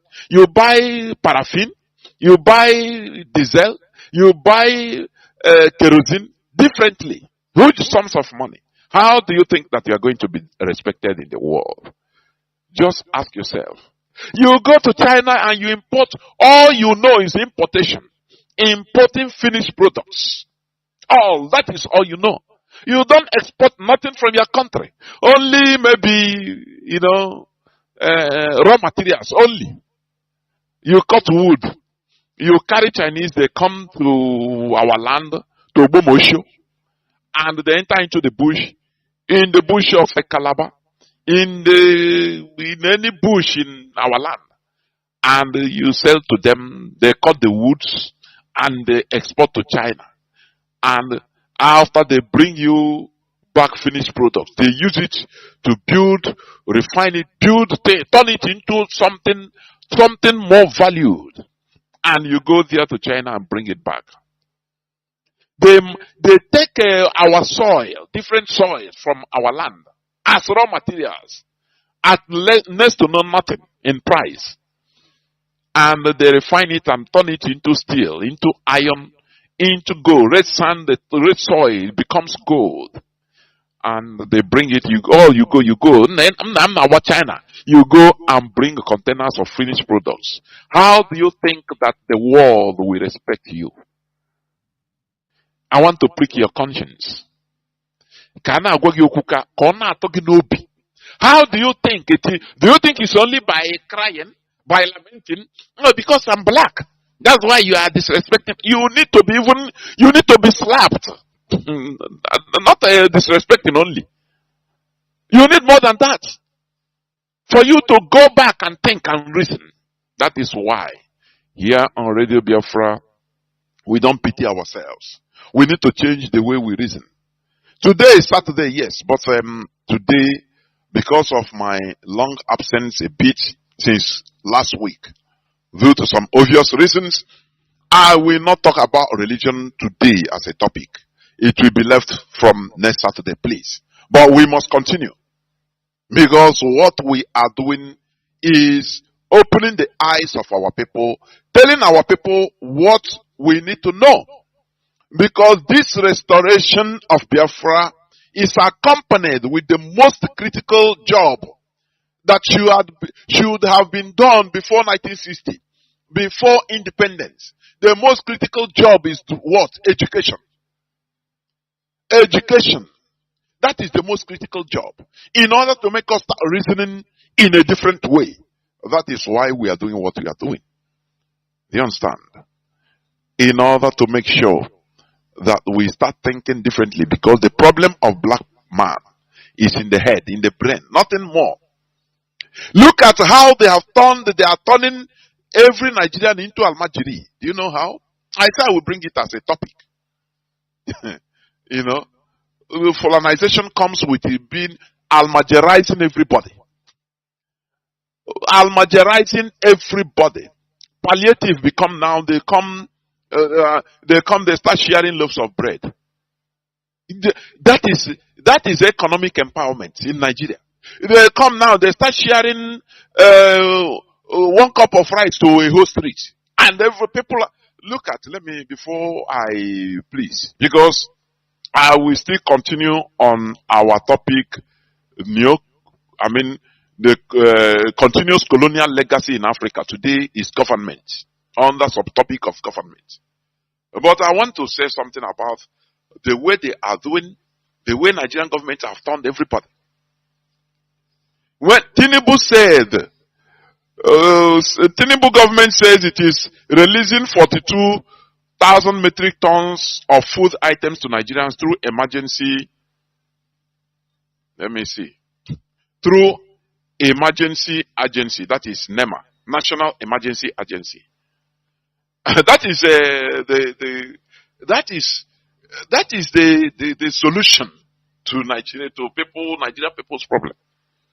Give them 1 pint of food, like Almajiri. Do you see how they are colonizing everybody? Do you think colonization is only, coming in order to be emir on your land? No. The system. They are handing out palliatives. When they bring maybe 1 kilo of rice, 1 kilo of uncooked rice, it will be given to 10 families to share 1 kilo of rice. And people are dying. Let me read it a bit. The president, Bola, this is today's news headline, 24th of February 2024. The President Bola Tinubu-led Nigerian government has said that it is in a final stage of releasing 42,000 metric tons of assorted food commodities to support the vulnerable population across the country. And do you know what? How can they hear about Nigerians are, they want to protest. They want to protest. So, once you start having schedule for something in Nigeria, know that it's failed right from start. And IPOB stand is that no Biafran should join in any of their protests. Because they brought this calamity, everybody should bear the brunt. They thought that they are doing Igbos, that they want to destroy Igbos. But they are busy destroying themselves. I have said it here and I continue repeating that the hatred of Igbos is the downfall of Nigeria. The hatred, it's before that I used to be annoyed, but now I'm enjoying it. Let them continue hating Igbos. Look, you see this past African Nations Cup. You know, I asked on my platform, Facebook platform, why is it that they no longer, when it comes to football, all these sports, they no longer quota system. That, Hausa should bring. Bring your own part. You are the majority. Bring majority players. Inside the 23 players, you should bring, as they have a more land mass as they used to claim, they should bring maybe 15 or 16 out of the 23. Now, the South will share the rest. Why they don't do that in football? Because they know that this is where the internet, this one is a direct competition that is being monitored internationally. It's not what you have to play politics and go get away with it. You don't have to go and bribe, FIFA. Give them all your blocks and say, oh yeah, we will bring quota system from Nigeria. Haruna will play. Musa will play. Mohammed, all of them will play. Now, this Nyamene, we give them, they will only bring 2 players. So make us to win. You don't do that. It's something that you cannot control. So that is why they choose the best. Do you see it? It doesn't matter if the best come from one tribe, which is Igbo tribe mostly, and a few Yorubas. But Nigerians don't complain, eh? It used to baffle me. But what is paining me in it is that we are being turned for entertainment purposes only. Only. The same way France. You see France. When it goes to football, they go and bring, they remember that they have black people that should be in the streets sniffing drugs and causing havoc to be sent to jail. Now they go and pick them up and say, oh yeah, come and play for France. Do you see that? Look at this France sports teams, not even only football. Now you look at their governing body, the government, the people in controlling the policy makers. Let me put it like that. Now you see the difference. They use the black people for entertainment purposes. Instead of you wasting in the streets, going to jail, oh yeah, come and play football. We will give you money, and you make you stars, and you represent France with all your heart. That is the same thing they are doing in the so-called Nigeria. Oh, Igbos, they are good for sports, but they are not good in any other thing. When it comes to government, they are not good. They shouldn't even interfere. But when it comes to entertainment, bring them. Where are the Igbos? Music, bring them. Where are they? Oh yeah, bring them. They are our entertainers. You see, they insult us from all way around.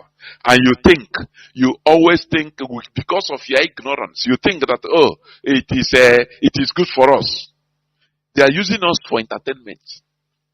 Look at many other countries. You see them. In other places of life, policy making, in their government, you can never see black person. But when it comes to football, black man, they bring him, oh yeah. They know that you are a citizen of their country. That is how Nigeria is gradually turning us. And some of us think that is good. Because one person is enjoying it. Are you following me? Are you following what I'm saying? Sometimes you need to reason in a different way. And there is something also I found out, like in this African Cups in promotions. I mean, in all these adverts, publicities.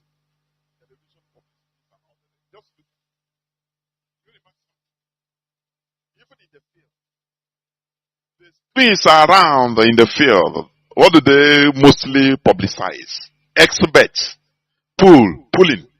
What the churches are also promoting. palm 3 from 4, play 1 expert and win $1 billion. I have taken my time. I reason it. I watch also the adverts on European footballs, Asia footballs, American footballs, and sports. You don't see all these things being advertised. Oh, Chinekele. I don't know whether somebody is reasoning with me. Please go and make your observation. In Africa, what they advertise is stupidity. You know, all these players, look at all of them. All these African players that played in Europe, they came back promoting foolishness, selling it to the youth of Africa. Expert. You play one and win 1 billion. They advertise all these things in Europe. Tell me, I want if lines open, you know, I don't know. If they advertise, you let me know. You see the adverts in Asia Cups, Honda, Fly Emirates. You know, they advertise robotics. They advertise things that are done with the brain. They advertise industries, factories, work done by human beings. In things that promotes countries, promotes human beings. But in Africa, a very big shithole. All they advertise is expert. Pull. Look at the so-called kit makers in social media. They'll give them, buy them. Oh, it pains me, it pains my heart. They are distributing advertising foolishness, laziness to African youths. And you are telling me that we should keep quiet. So what you are telling me? Have you taken your time to just check? Even the recently terminated African Nations Cup. I took my time, I just watched. The whole television, every time, the publicity, they advertise experting. Culture, advertising expert. The whole past talents. To all of them. They use them. Give them money, their private money. To advertise something that keeps the youths of Africa lazy, fantasizing, without thinking, you know, things that makes them thinking that, only hoping, believing that they will become billionaire with miracle. Oh, just use 1 naira and you play, and you will win 1 billion naira. Do you see they are killing us from different angles and we don't understand it? They will come and give you individual finance, they finance you, make you a billionaire, promise you to advertise for them all these African past and present internationals, big players, drug, all of them. What they advertise is experts. Oh, culture them, Mboma, all of them, experts. That is pools, jackpot. You can never see this in any other continent. Even Asia Cup, I think he finished or he have finished. I don't know. I was following it, but I don't know where they are now. You don't see them advertise all these pooling experts. It's only in Africa. Can't you ask yourself, why is this? Why can't you, if we, as an orphan, as orphans we are, why can't we reason and say, why is it so? I'm saying it on air. Why is it so? Why do you allow your greed to overcome your sense of reasoning? All you advertise is expert.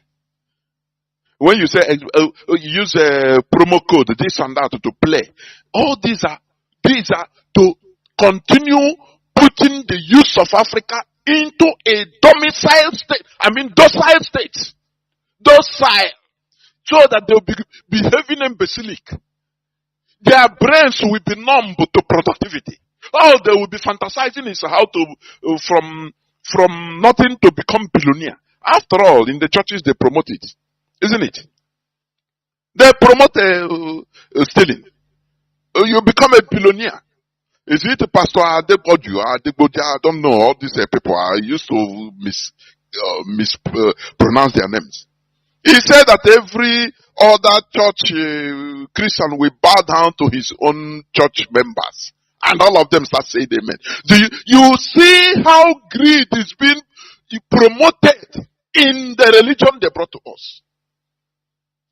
Europeans, they are using Africans against Africans. What I'm saying, you don't understand. Go to betting centers in Nigeria. You see youths. That is what they know. Even pastors now will be praying for them. That is, it will be a miracle. You will win. Promoting docility, promoting stupidity, promoting laziness, promoting unproductivity in the lives of African youth, in the lives of Nigerian youth, by using all these international footballers in order to, as tools. Let me tell you, Europeans, they don't lose. They don't lose in anything. Oh, they will carry you, make you a billionaire from nothing as a player. Michael Obi, maybe had it been Michael Obi didn't go to Europe to play, he would have been a property today. I'm just giving an example.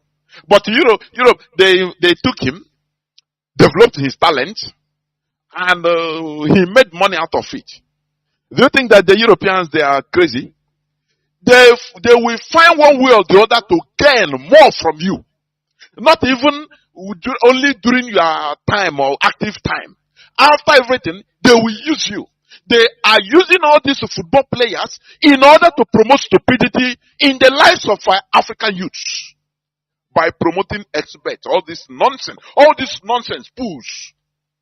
I could remember during when we are little, my mother, my father, they used to warn us against playing pools. If you see people where they are playing pool, run. That mentality is still in my head till today. Even if I also pool, but today have become the norm. The Europeans, they know what they are doing. Why don't you ask them? Look, why is David Beckham not being used to promote experts in England? Because they know that it is not for them. They don't promote stupidity. Rather, they promote productivity. You see it. But look at, just watch the whole, most of the African international players, former ones mostly, that we are stars, even present ones are being used during sports. The adverts, everything is about expert in Africa. I took my time. I went to YouTube. I started scrolling on Asia Cup. I don't see all these adverts in their field. I scroll on European matches. I don't see all this. Instead, what I see is Fly Emirates. What I see is Mercedes. What I see is changing the future. The future with the future. I mean green. Making people solar energy, clean energy. These things that are innovations, that is what they insert in the mindset of their people. But they say, be rich tomorrow. Under one day you can be rich by playing experts. I don't know, I didn't prepare to say this, but it just come out of my mouth. So, I don't know why. But it has been paining my heart, honestly speaking. It has been painful to me. We are not careful. We are not at alert. The Europeans, they do as they want with us. If you want, they give you just your personal money. Your personal money. They give you personal money. Yeah, they give you. All that matters is for you now. They are 1 million, 2 million, 3 million euro or dollars they pay you in order to use you to advertise. You don't care what the effect of that advert that is happening. What is the effect on the youths of Africa? You don't care. What matters to you is that money that you you cash out and put inside your account, and that's what matters to you. It's very, very sad indeed. The way they are turning Nigerians into Almajiris. No, productivity is not encouraged at all. The only place productivity is encouraged is like sports. Something that is being watched direct by international community. Now they will select the best. They will select the best, and that best always come from almost one tribe. You add it up with maybe some small Yoruba, nothing more. Others are Biafrans, and they get good results. But when it comes to other things, they say no, Igbos are domineering. I don't know why they don't say Igbos are domineering in football. I don't know. Why are they allowing it? I am campaigning for quota system in football so that Nigeria will never qualify for anything. Look at Afro, what do they call it? Basketball. Nigeria even, they pull out because of lack of funds to tell you that the country is done and done forever. All the African countries are there. But Nigeria pulled out. Why? Lack of fund. Does it matter to you? Does it make you think? No. No, you are waiting for God to bless you now. You don't think what is happening around you, that Nigeria is finished. You don't think. You don't know. You don't know. How shameful. A Afro basketball Nigeria team qualification, they pulled out. Something, which countries, is it Somalia? Yes. Maybe Somalia can do this type of thing. It's Somalia. Before, not now. Country like Somalia, they say no money, because even no money to finance their team. They said Nigeria has entered into that stage. And you are happy. They say you should come and protest for bread and the butter. But I saw somebody posted, Yoruba, is it a pastor, saying that, oh, how can I, as a Yoruba man, go out during the election campaign, as a Yoruba man, come and vote for an Igbo person? That is impossible. He said even the media should record it and put it all over the world. He's saying it. When it comes to governance, you see tribalism and open tribalism. Do you know that this type of statements, you can never make it any other place in the world? You don't do it. You don't use tribe in order to campaign. They will arrest you and give you life sentence. In many countries, even in Africa. But in Nigeria it's allowed. Anything is allowed. As long as it's to bring Igbo man down. They allow everything. And they destroying themselves. I am happy. That is why we are calling our people, don't ever say you want to protest against the president because of the inflation. Don't just sit down and watch them. Sit down, be watching them. Now, Tinubu said that he's going to release 42,000 metric tons of food items to Nigerians through emergency them. Now, in that case also, you see the food this thing he released. Let me read the news headline also today too. Lagos resident, that is a Lagos person living in Lagos, stampeded Aojiroku Zobuoya to death at Nigerian Customs Office while trying to buy cheap rice. That is what they release in custom. The whole things they see from Igbo people. Now that is what they are counting on. And they have killed somebody by stampeding. You know, as of Buryanoko. Do you see how bad the things could be? They will gather you and start sharing you rice. Have anybody asked, why is it that the politicians are still holding their salaries, being paid their full salaries? They are going on their SUV, their costly cars. Nothing is reduced from them. And they are telling you to come and protest for rice and beans. We Biafrans, what we are protesting, we are agitating for something that is deeper than rice and beans. Are you hearing me? We want to be free. Because once we are free, we will now be free to release our capabilities. And the beans and rice and bread will be nothing. Because we will use our brain the same way Japan is. The same way Japan is doing.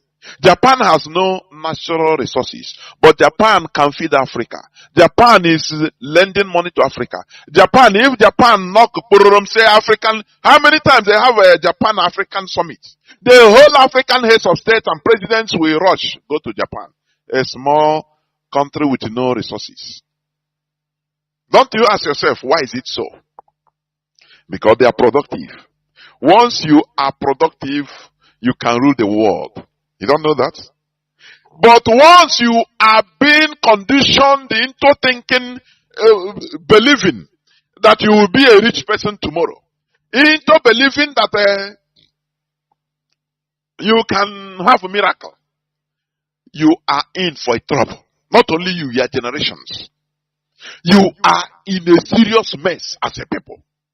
And that is the way they have conditioned our mindset. In order to be believing one day it will be better. I also say inshallah. Inshallah. That is the mantra, the condition, the program they have put us into. It's a program. But people that are progressing like Japan, they don't say inshallah. They don't say by God's grace. They don't use all those words. They say by their grace, they work for it. Anything is possible. As long as they work for it. And they position themselves that they can do it and they continue promoting the best. And that is how they get the result. But in Nigeria, it is not so. So, they made the 42,000 metric tons Tinubu promised. Is releasing the seized Igbo goods, rice and imported rice and all the rest that are seized. Even the ones they seize from market, from warehouses, they now release it, start selling it at cheap price. And they have killed somebody in Lagos. Do you see it? Do you see it? That is in Nigeria for you. Whereas people, they don't ask why, okay, what is the cost of a governor going with a retinue of soldiers? He's paying them all. He's paying the whole PA, personal assistance that he has. He's paying the whole cars. Do you know fueling the convoy? Governor, I'm talking of ordinary governor. I never come to ministers or president, Nigerian president. Governor, do you know about fueling their cars? All those cars that swallow fuel. Do you know what it means? If they go somewhere, they have to pay for hotel to lodge all these people. All these people following the governor. All these people following the ministers. These people following assistants, following the president. These are expenditure from the poor masses, from the country. Nigerians don't ask of this. Say no, remove all these things. You have to say no. That's why Tinubu say he's releasing. He said, let me read it again the way he talk it. The President Bola Tinubu led Nigerian government and said that it is in a final stage of releasing 42 metric tons of assorted food commodity to support vulnerable population. Vulnerable. Who made them vulnerable?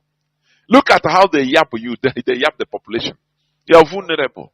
They have passed the vulnerability because they are assured.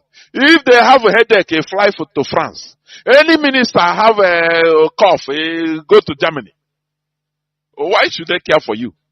Why should they care to build a hospital in your land? You don't see all these things. They are going with soldiers and highly trained police people armed to the teeth, protecting them.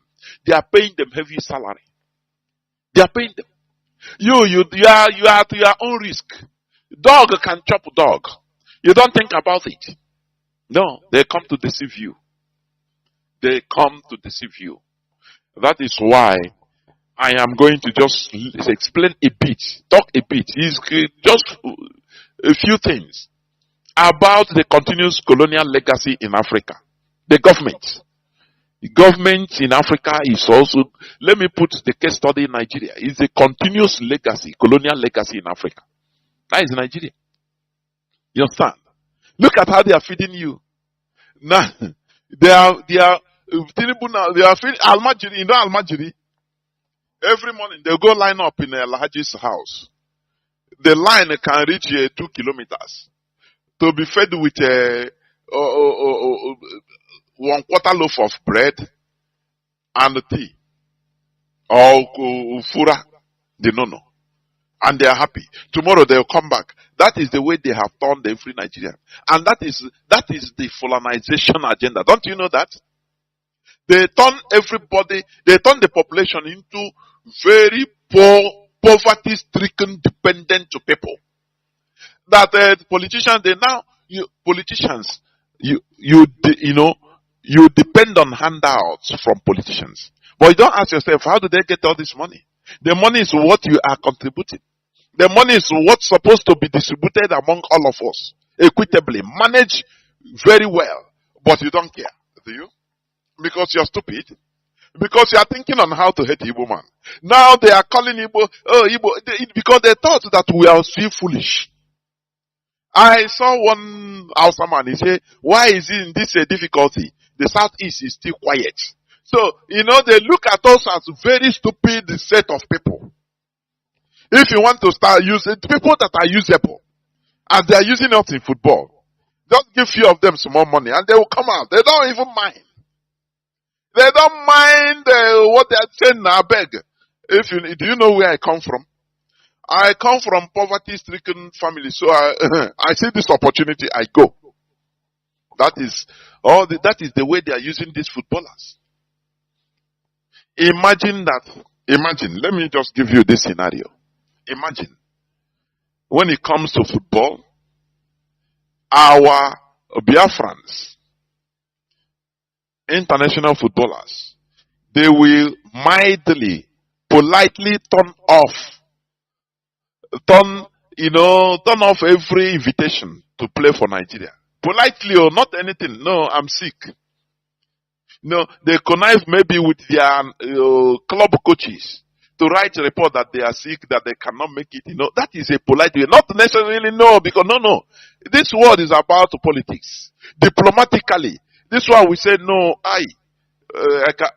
You can connive with your coach that look, let it be that it's you. The club refused to release me.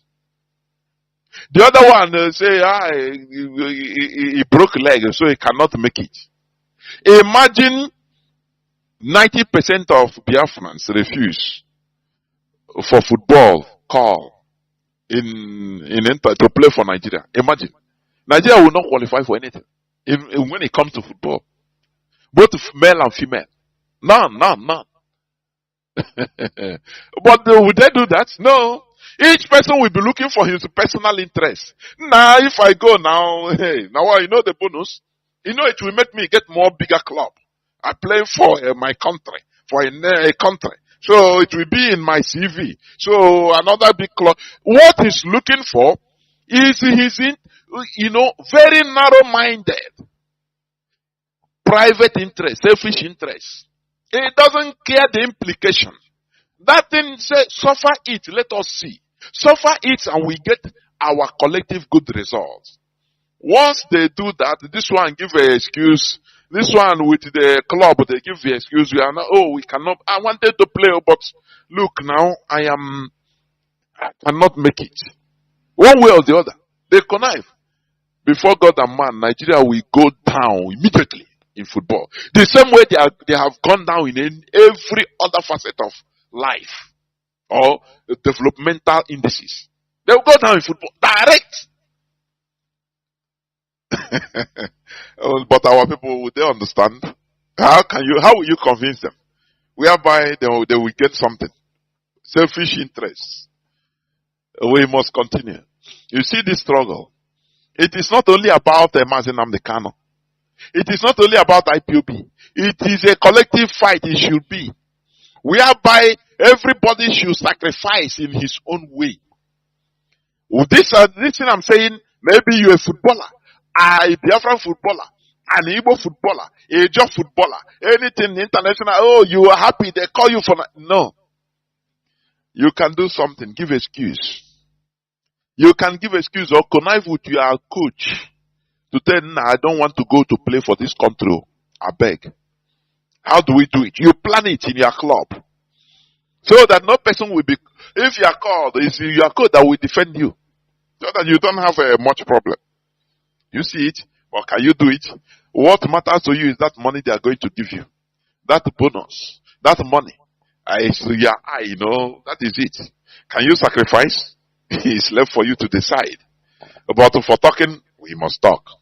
So, as I said, the topic of our submission today being the 24th of February 2024, but being Saturday, the continuous colonial legacy in Africa, and today we are going to talk about government. How government in Nigeria is also, it represents the continuous colonial legacy in Africa.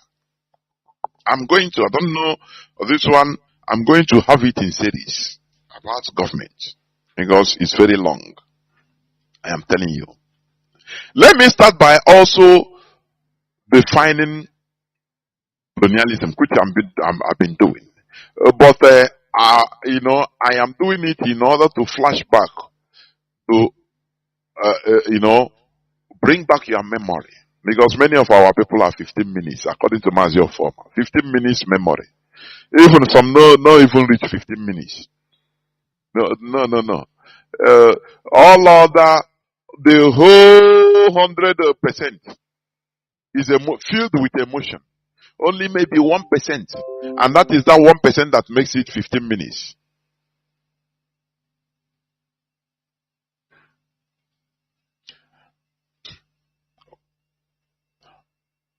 What,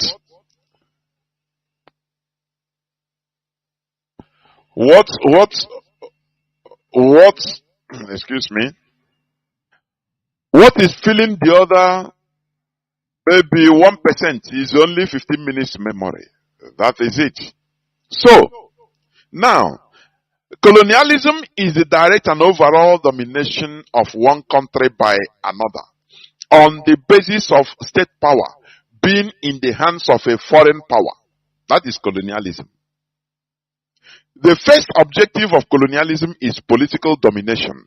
Its second objective is to make possible the exploitation of the colonized country. Okay, now, I am coming to something. We should by now understand that Nigeria as a country is simply the continuous colonial legacy personified. Nigeria, as you are seeing, is the continuous colonial legacy personified. Nigeria is a direct colonial imposition. Without European colonization of Africa, there will be nothing like Nigeria. Are you hearing it? It's true. Oh, Nigeria, oh my Nigeria, is a product of colonialism. That is it.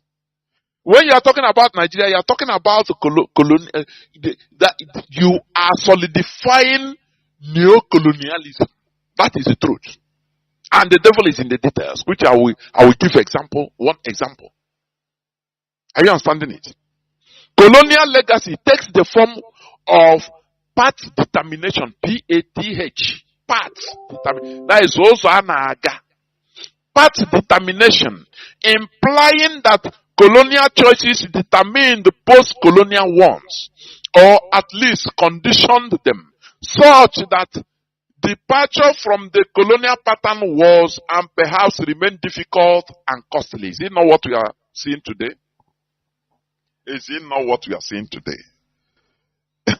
Colonial legacy, it takes the form of path determination. That is, they determine the path we are following. And as we are following that path, it is the legacy of colonialism, colonial legacy. You understand? So they make it in a way that, when you want to depart from that path, now that pattern, it remains difficult or costly. But we are not afraid of the difficulty or the costliness. That is why Biafra restoration is very difficult. You know that it's very hard and costly. And we will never shy away because it is costly. That is how it is.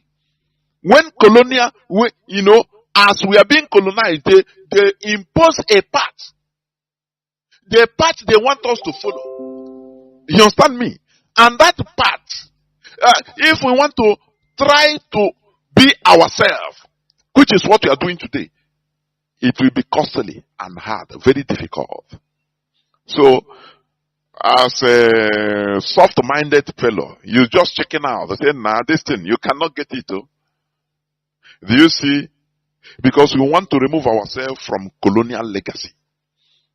The territorial entity known today as Nigeria was formed, colonized and named by Britain, and still being forcefully retained through the barrels of gun by the same Britain and her local agents. Are you hearing me? Now, this colonial entity, where nobody cares, all that matters is the resources in our land, in Biafra land. But when it comes to reality, they start telling you another story. I want to go into read something that, a pan-Yoruba activist, Are Kurumi Kakamfo, what he said, what he wrote. He said, Igbos will lead Nigeria into another civil war. Are Kakamfo. Is a title in Yoruba land, which means the person that wrote this thing is not a small person in Yoruba land. Are you hearing me? I want to read it so that you understand what we mean when we say that Nigeria is a colonial legacy personified. And this thing, when we try to, remove ourselves from that, is a part determination. Part, P-A-T-H, part also. So, they create a path for us, impose it on us that we must follow this. If you refuse, if you want to follow your own natural way, they make things difficult for you. Do you see it? But I will not fail. I will not stop talking about India. Are you hearing me? I will not stop talking about India. India followed their own path. They rejected the European path. Because Britain created a very huge zoo, Asian zoo in India. And they want it to be like that. But the people refused. Are you hearing me? I will talk about a bit. I will go into it. But let me read this, please, a bit. Igbos will lead Nigeria into another civil war. It's a news headline. If you go to Google, just type it. Igbos will lead Nigeria into another civil war. It's published on February 23rd. 23rd of February 2024. That was yesterday. By Vincent Osuwo. It's there. Now, a pan-Yoruba activist, Aire Kurunmi Kakamfo, has alleged that the Igbos will lead Nigeria into another civil war. And what is Nigeria? Remember, Nigeria is a colonial legacy personified. What we are doing is trying to determine our own path. But they say no. You must follow Nigeria. And that is why Britain is in love with Nigeria. Remember Katrina Liang? She took Nigeria as her private baby that must be maintained to patch on. During presidential elections, she is the person she will gallivant up and down, crisscross the whole country, tell you how sweet Nigeria should be. After the election, after the Shira Dekona election, she'll be the first person to come and praise the what they call democratic process. And you ask yourself, why is it that is a foreigner that is coming to teach us how to live? Whenever Britain conducts their own election, do you see any Nigerian high commissioner in England, in London, in the United Kingdom, going to talk about the election in England. If he say it, immediately. Your direct. If he engage in their internal politics as a Nigerian ambassador or high commissioner in the UK, they will stone him to death immediately. But don't you ask yourself, why is it that they come and do the same thing to us with impunity? They will come, they will help and abet evil in the name of election. They will support evil, and you are nothing. You can't do anything. Do you see? Are you getting what I'm saying? Because Nigeria is a colonial legacy personified. When you hear about colonial legacy, it is Nigeria. Are you hearing me? What I played before, let me play it again. Please. What I played before, let me also repeat. Let me repeat it. Just a second. For you to understand. Listen.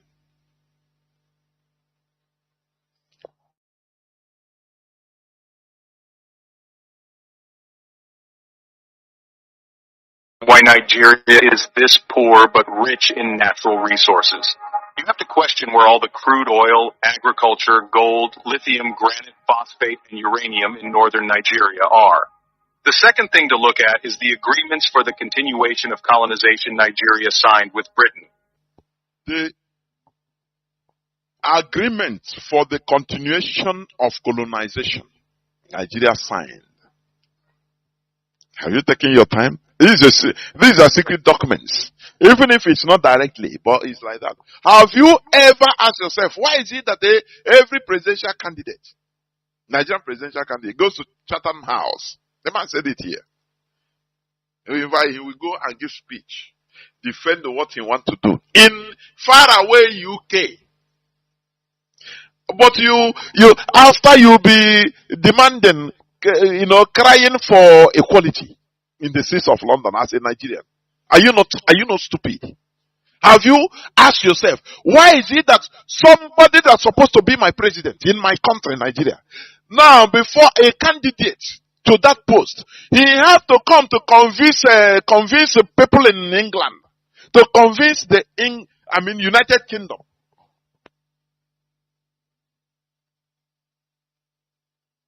He has to come to talk to them about what he wants to do.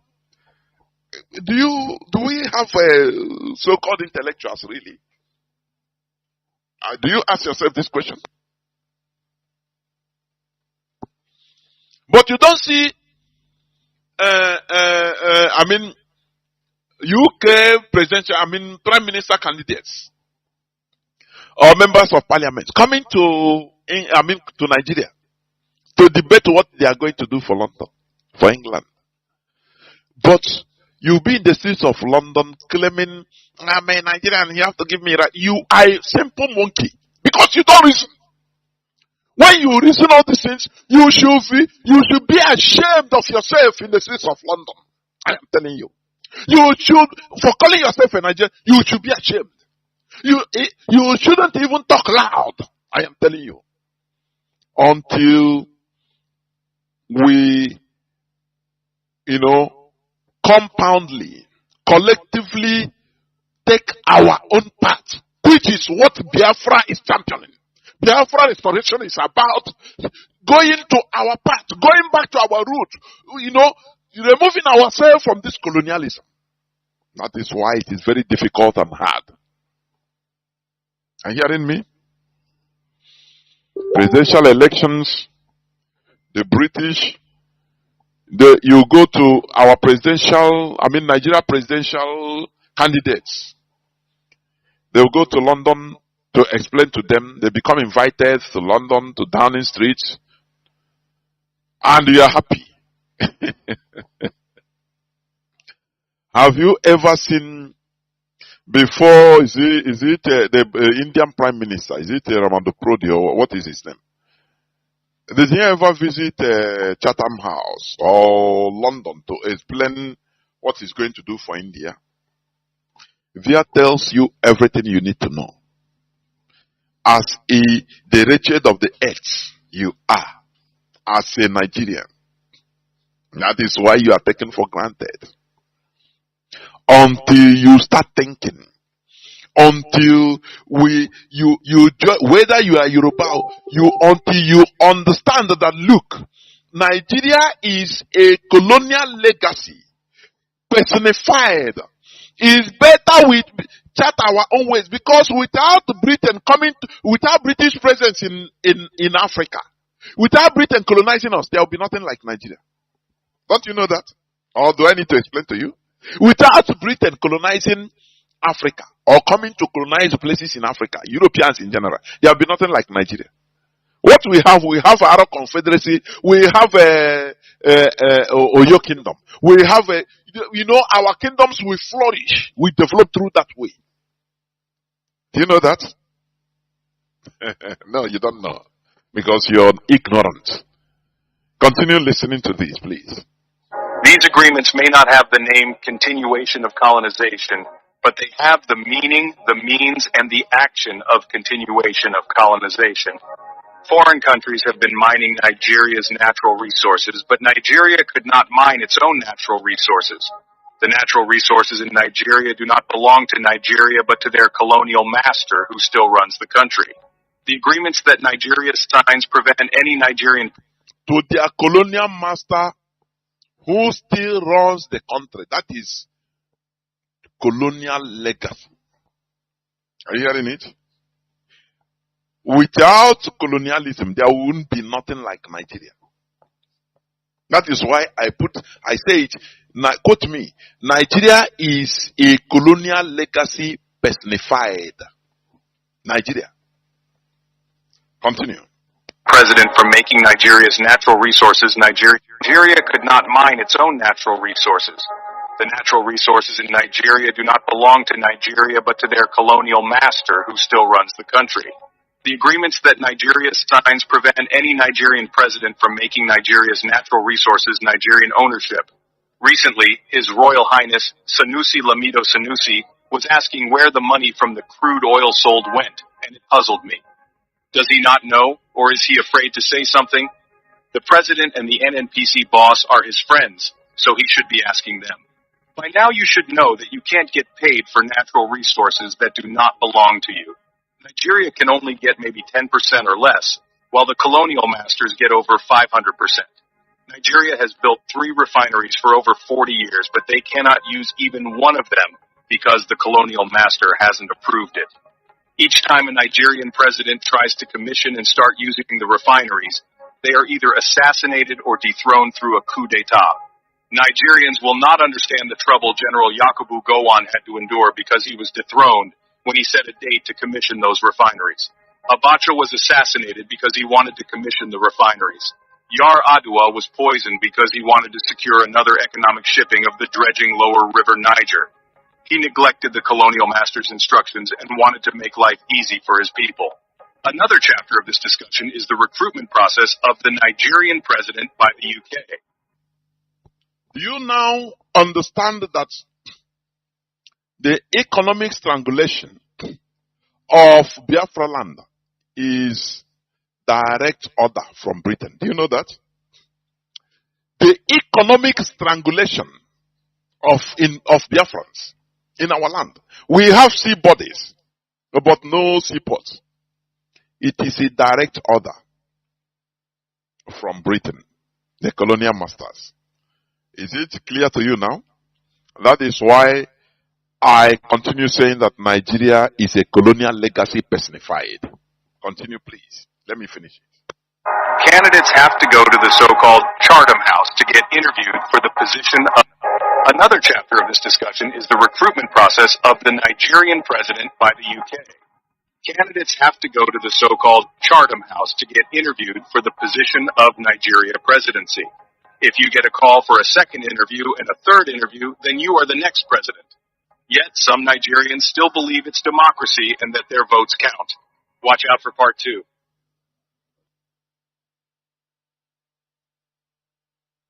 Do you see what he said? Do you hear what he says? When you get invited the first time, the whole candidates will get invited. They start vetting them in Chatham House in United Kingdom. You remember? Do you remember the statement of Obi? That he's surprised. How can a presidential candidate being called, invited by powerful countries to come, and they'll be telling you what to do? How are you going to represent our interests? You say, no, but I'm going to be a president of Nigeria. I will represent my people. They say, hey, you don't, come on. Oh, this one, no even know. You have to represent our interest 500%. Your people can go to hell. And when he start arguing that, I have to serve my people. They say, okay, this one. Which side they come from? They say, Igbo. I beg. Okay, go. We will call you.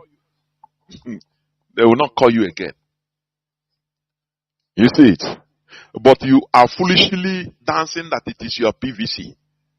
Now they put virus of tribalism. Oh, Yoruba, we have to vote to Yoruba today. Let me ask the same question people are asking. Does Yoruba buy fuel differently? No. Maybe secretly, I don't know. But are they selling bread different for Yoruba different? Then sell for Igbos different? One, is this not common sense? But can Nigerians know this? Because they don't have common sense. No simple common sense. That is why Britain is rolling higher and higher. Well, once they flew that kite of Igbo Q in 1966, hey, Neanderthals, they don't even think. They say, oh, Igbo Q. When do we have Igbo and this and that in Nigeria? Is it not the military, Nigerian military? Why are you now? These are questions people should ask. Reasonable people should ask. Without emotion. No. Why is it Igbo Q? But these people, they are Nigerian military. They are wearing Nigeria coat of arms. They swore oath to defend Nigeria. They are trained by Britain to serve Nigeria. Now, why then are you calling it Igbo? What do you want us to start? You want us to start killing ourselves? No, but they played on their sentiments and they caught fire till today. They want to destroy Igbo man. Britain is telling them, destroy Igbo man. The same way Britain ordered the Gowon, say, hey, after the war, the Biafra Research and Production, they brought their blueprints of weapons that are supposed to be manufactured. Those that are Obunigwe, advanced Obunigwe, flying Obunigwe, different show battery, different types of weaponry that is conceived by Biafrans. They were enthusiastic that once they are taken to Nigeria, they were backed by the government. Now they will develop the weapons production of Nigeria. Go on, tell them, bring the whole blueprint. Don't hide anyone. Bring it. We are going. In their presence, he ordered for all those things to be set alight. Many of those Biafrans later died. They never, resuscitated from the shock. Most of them died of heart attack because it beats their understanding. How can you destroy the invention that will put the country to the top? Why? Because they use the hatred of Igbo. Oh, you want Igbos to rise again? Oh, it's them that know this. After they will take over and they will be producing. And without knowing, they don't think and say, oh, this foreigner that is telling us this thing. So you want us to be killing ourselves so that we'll be buying weapons from you? Is that what you mean? But I want that advice to go to Nigeria about Nigerian footballers. Many of them are Igbos, for goodness sake. Most of them, almost all of them are Biafrans in general. Both Ejo, both Urobo. Now with a few Yorubas inside. Why don't they advise them that, look, these people, they are dominating, they are domineering. If they play football now, they will make it, they will sound Igbo everywhere. One abale. This one is Okocha. This one is Okafo. Hey, why is it? Why don't we see Haruna Mohammed? Why? We need to advise them in order to do the same thing they did to us politically, to do it in football. That's my point. Because that is double standard. We need it. We need quota system. Why should you allow Igbos to be dominating in football? In the Nigerian football? For what? We need it. So that Nigeria will fall. In sports, football, Nigeria will fall. They will not qualify for anything. Even is what do they call it? What for West African football something. They will not qualify.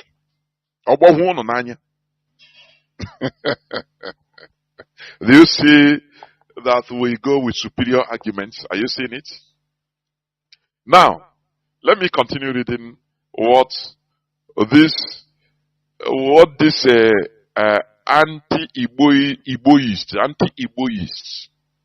a Yoruba anti-Igboist, what he wrote. You know, in the case of the Jews, anti-Jews, they call it anti-Semitism. Now we will coin a word, anti-Igboism. We have to do things by ourselves, so that we start saying it. Is anti-Igboism. That is what is going on in Nigeria. And that is what is destroying Nigeria. Are you hearing me? Anti-Igboism. This pan-Yoruba activist that wrote this. Igbos will lead Nigeria into another civil war. Let me go into a bit the body of the. Let me read it. In a statement published in his verified X page on Friday, Kakanfo noted that the ethnic divide between the Yoruba and Igbos cannot be placated unless the Southwest surrenders its political will to the Igbos. Are you seeing it? Are you seeing it? Unless the Southwest, that is the Yorubas, surrender is a sarcastical statement that we are domineering. They surrenders their political will to the Igbos. Is it not the reason why Nigeria today everybody is shouting? I'm surprised today the Northerners are shouting that people are hungry. They want Igbos to rise up to protest. Don't ever just watch them. Because if you come out, you become the sacrificial lamb. No, blame it on the Igbos. It's them. They will agree and everything will be against the Igbos. So you better observe them. Don't even, or if they say, don't even stay where you are. Don't join any protest. Are you hearing me? When they were disenfranchising you in Lagos, what happened? Was there any protest? The answer is no. They are getting what they deserve. They want to destroy you. Are you hearing me? They want to destroy us. But they don't know that they are killing and destroying themselves. Are you hearing what I'm saying? They want to. Let me take an excerpt from in the Bible. You know, I used to say we learn from everywhere, even in folktale. You understand? How come Benago? We learn from it. In the place where they wrote about Esther, the Mordecai issue, with this man, one other man that is jealous, that is it Mordecai have been called, recommended by King Artaxerxes or Nebuchadnezzar. And he leveled every type of allegation against Mordecai. Prepared a guillotine for him that, blackmailed him everything. Thinking that he's destroying him. Somebody warned him, he said, hey, as long as this man is a Jew, you never know what you are doing. If you are planning against him, now yourself you the kill. That is the situation we are in Nigeria. So, be observing them. Just continue working hard as an Igbo man and woman. As a Biafran you are. observe them. Just watch as they are crumbling. They thought they are dealing with us. Igbos, Biafrans. They are dealing with us. Because when they talk about Igbo, they mean everybody, both each other. When they want to divide us, they come, they say, no, you are not Igbo. But when it comes to reality, Buhari say, who is it? Chibika Mechi, is he not Igbo? Good luck, Jonathan, is he not Igbo man? They say it up. But when it comes to the other way around, they want to divide, they say, no, you are not Igbo. Yeah. Why are these people using us to playing football? And we are allowing it? Why? When it is convenient to them, they say no. They divide you from your brothers. Very foolish of you. Very stupid and foolish of you. But when it is a reality, they now say, no, all of you are not Igbos. Who ruled this country before? Is he not a Chibike? Is he not an Igbo man? Good luck, Jonathan. Is he not an Igbo man? All of them Igbo now. Waiting be this. Even Urobo, they say it's Igbo. John, they say it's Igbo. Do you see? But when they want to connive and divide you, they come and say, no, you are not Igbo, you are different. And you are being used to play football like a foolish non-entity. I'm telling you. You need to be ashamed. I want to strike your conscience so that you start behaving in another way. That is the essence of this radio station. It's a revolutionary radio. Here you don't hear something that is palatable. If you want to hear something that will praise you, black is beautiful, go listen to Radio Nigeria, please. Not here. Here is not for you. Here we tell ourselves the truth, no matter how bitter it is. That is it. So, now let me continue reading. Stating that the Igbos and Yorubas are sworn enemies. Kakanfo noted that this is so because of the domineering nature of the Igbos, who wants to tell Yoruba men how to rule Oyo State, and also claim the same rights as the Ejos of Bayelsa. Do you see that? Do you see how they divide? Do you see? When it comes to, they say that the Yorubas are sworn enemies of Igbos. Are you hearing it? That Igbos are domineering. Fulani that is massacring them, they are not domineering. Though they have taken one of their part of Yoruba land, Kwara, and they call it North. They are even speaking more Hausa than Yoruba, but they are Yorubas. No, they are not domineering. It's Igbos. Igbos that are doing their normal business quietly, peacefully. Do you see the reason why?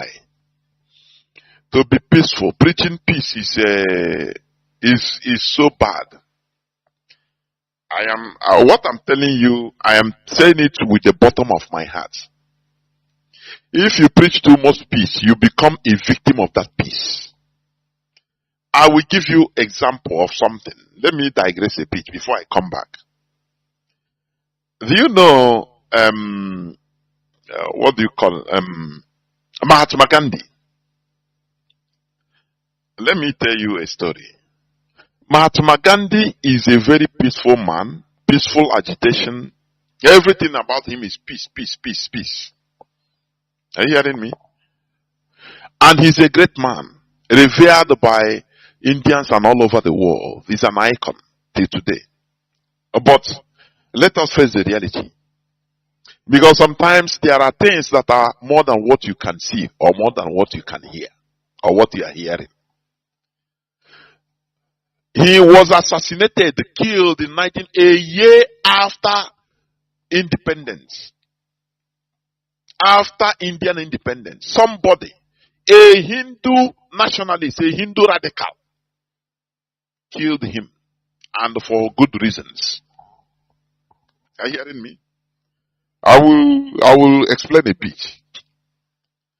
Mahatma Gandhi, who is the father of Indian independence, peaceful agitation.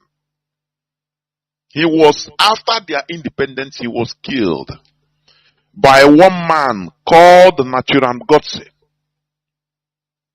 Naturan Godse shot and killed him. The man has tried several times to assassinate him. Do you know the reason?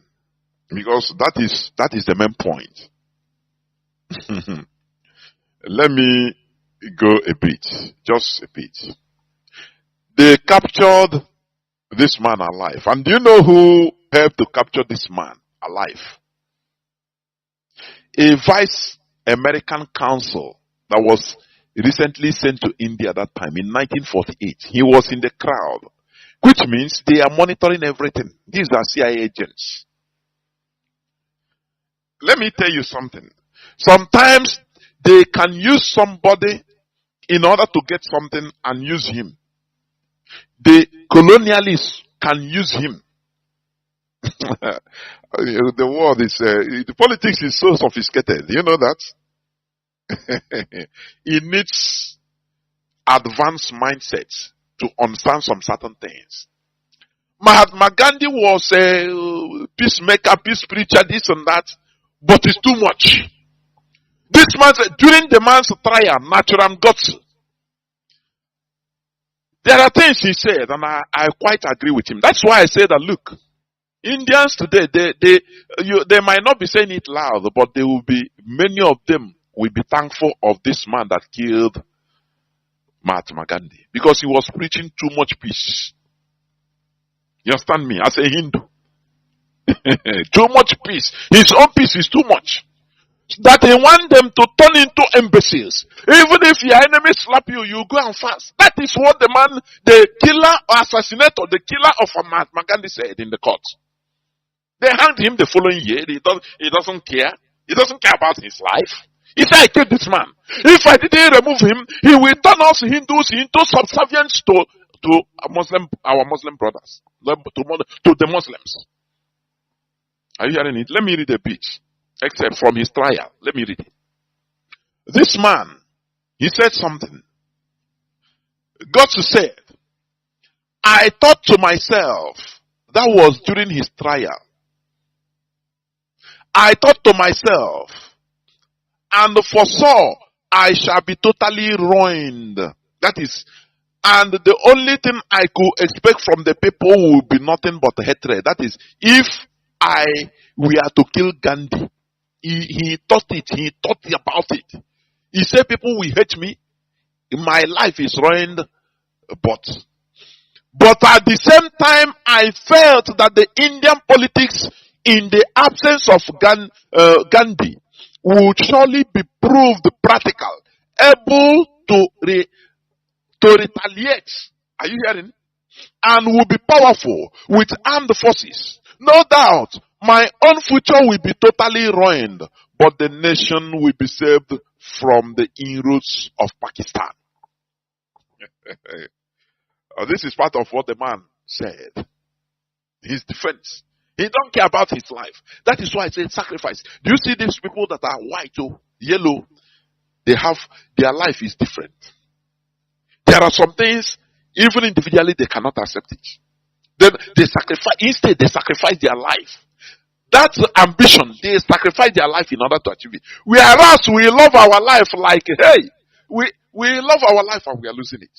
Do you see the irony? We are, the dilemma we are. We love our life too much. Before you know, you are thinking about, you see, if I die now. But this man, he say, if I do what I know that if I do what I wanted to do, to kill Gandhi, my personal life will be ruined. No, people will hate me. But behind that, people will, in the future, they will understand what I wanted to do. Because this man, he want to turn us into a country of docile people. Anything you do, don't worry. And there are people we are in, our neighbors, they don't understand what is peace. So how can you preach peace in the midst of aggression? That is the point of this man. And he is 100% right. Are you hearing me? Now, that is one point. Okay. God also stated, I'm talking about the person that killed Mahatma Gandhi. He stated that Gandhi's fast to pressure the Indian government to release the financial payments to Pakistan that it had previously frozen because of the war in Kashmir and the Indian government's subsequent policy reversal was a proof that the Indian government reversed its decision to suit the feelings of Gandhi for appeasement of Pakistan. Are you hearing me? Are you hearing what I'm reading? Though this man is a great man, people love him. Now, our enemies can use him in order to do what? To influence the policy of the country towards the part of the enemy. You need to be smart to understand this. That's why the man said, no. Though this man, I respect you, but you have to go. For us to, you are the person that brought us out. You helped to deliver us. But where you are going, our enemy, the colonizer, can also use you without you knowing. He was campaigning, Mahatma Gandhi was campaigning for one India. When they talk about what the Muslims are doing to Hindus in the Pakistan side, Gandhi said they should fast and do yoga in order to appease. No comments, just fast and pray. Do yoga because you're a Hindu, so that you have nice feeling. So that you don't feel bad towards your brother. You don't have, wrong energy or negative energy towards your brother, no matter that you want to cut off your neck. Is it not the same thing as Ikiwe played? That is why I said there was no radical Igbo man in order to eliminate him so that we can go our way. No radical. Instead, if you reach him near, if you near him, we have no radicals. Do you see people that have radicals? You see that? People's emotion might be, why you kill? But later now they are thankful of this man. Say, nah. At later age, you start being thankful. Say, oh boy, this man do good though. Are you hearing me? Are you hearing me? That is to build a nation. It is not about emotion. Are you hearing it? You can do something and do, and after the enemies will come without you knowing, they start using you. The colonial masters. Because they are highly sophisticated. But it takes radical mindset in order to understand and calculate in future. Most of the people will be laden with emotions. Oh, no. But Mahatma Gandhi, a great man, was eliminated because he wanted to go to unify India. That is what he has been crying for.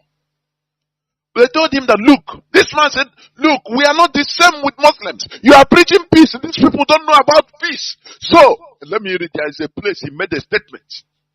There is a place he said something. Okay? He said because of when they made a policy in order to freeze Pakistan final payment before they become a country, to punish them, to bring them normal. Mahatma Gandhi said, no, I'm for peace. No Pakistan in my dialect. No Indian. Oh, we are Indians. Please. So now the country have to reverse their policy because of one person. They don't consider public opinion. That is the point of this man assassinating him. Because they don't want any colonial legacy in their midst. It doesn't matter from who it comes. That India is supposed to be for Indians. You understand? Now let me continue reading a bit. There is a place I want to read. There is a place I want to read. God stated that he did not oppose. Okay. Stated that Gandhi did not oppose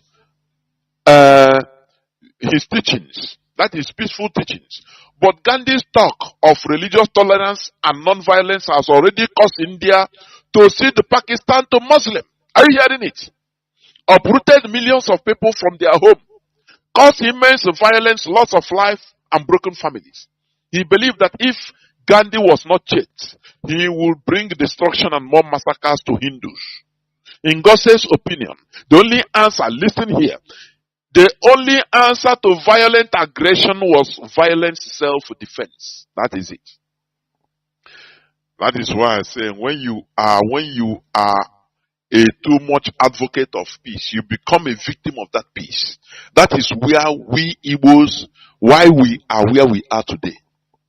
Nnamdi Azikiwe, when Ahmad Bello was agitating for Northern, he said, no, don't worry, we are brothers. Okay, anything we talk, we agree. We are peaceful people. That is why we become victims of peace today. Had it been somebody radical that time, eliminated Azikiwe, just like Naturam Gotsi eliminated Mahatma Gandhi, we wouldn't be in the mess we are today. Are you hearing me? Sometimes you need to checkmate, remove emotion, checkmate emotions. Too much peace is very bad. Too much advocating for peace.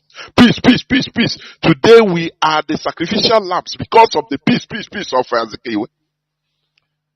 We are sacrificial lambs.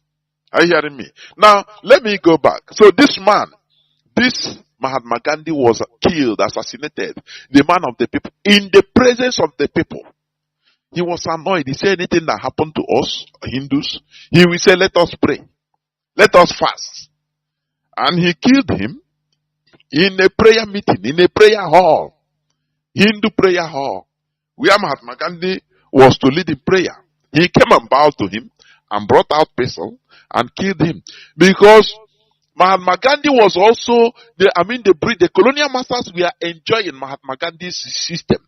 They also indirectly want to use him in order to continue the legacy of colonialism in India.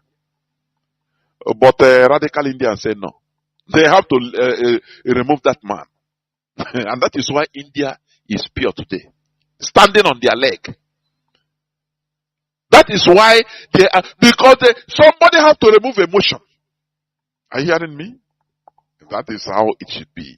Because building a nation is not easy. Building a nation is not something you do out of emotion. Are you hearing it? Now, let me continue on what I was talking about. The legacy, continuous colonial legacy in Africa. That is in government, our government. The government they impose on us is complete legacy, colonial legacy. Nigeria itself is a colonial legacy personified. Now I'm reading what the Pan-Yoruba Are on Akakavo wrote. I'm reading it. Let me continue. Kakanfo noted that while the Yoruba seek the aggrandizement of Yoruba land, the Igbos want a Nigeria where they will be fighting with the Hausa man in Kano on who will become the governor of Kano. Do you see? Do you see what this man is talking about? You see that the Igbo man is fighting, go to Kano and dominate. Who will be the governor of Kano? Now, let me ask you this. If we say that we are a country, for example, we are a country where merit, where equal level ground is for everybody to match. Is it not competition? Now, why are people afraid of competition? Why are these people afraid of competition? What we see as competition, they see it as domineering because they cannot compete. When we go and do our legitimate business and, pay taxes, develop places, and you say now, no, we don't have any right there. How dare you? Why is it not what we are saying? Why then shouldn't we be having our separate nations instead of being in that entity called Nigeria, which is a personified colonial legacy that we are seeing? Instead, you are inside Nigeria as a country, you are calling Yoruba, you are calling Hausa, does it make sense? And the money that is being shared in Abuja is coming from our land. You never talk about it.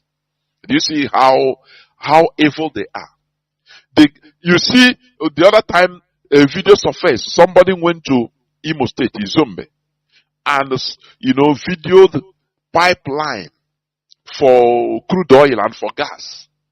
You don't know that this gas that is causing wahala in Niger, the pipeline, it comes from our land, from Biafra land, from Imo State. They open the tap, they will dig it, lateral drilling, they will dig it from Biafra mainland, in Imo State, in Anambra, in Abia. They will dig it down. They'll take it, reach Delta in a water side, and open the pipe there, where they will be loaded. Now they will, publicize that this is from Delta states. Hey, Chineke.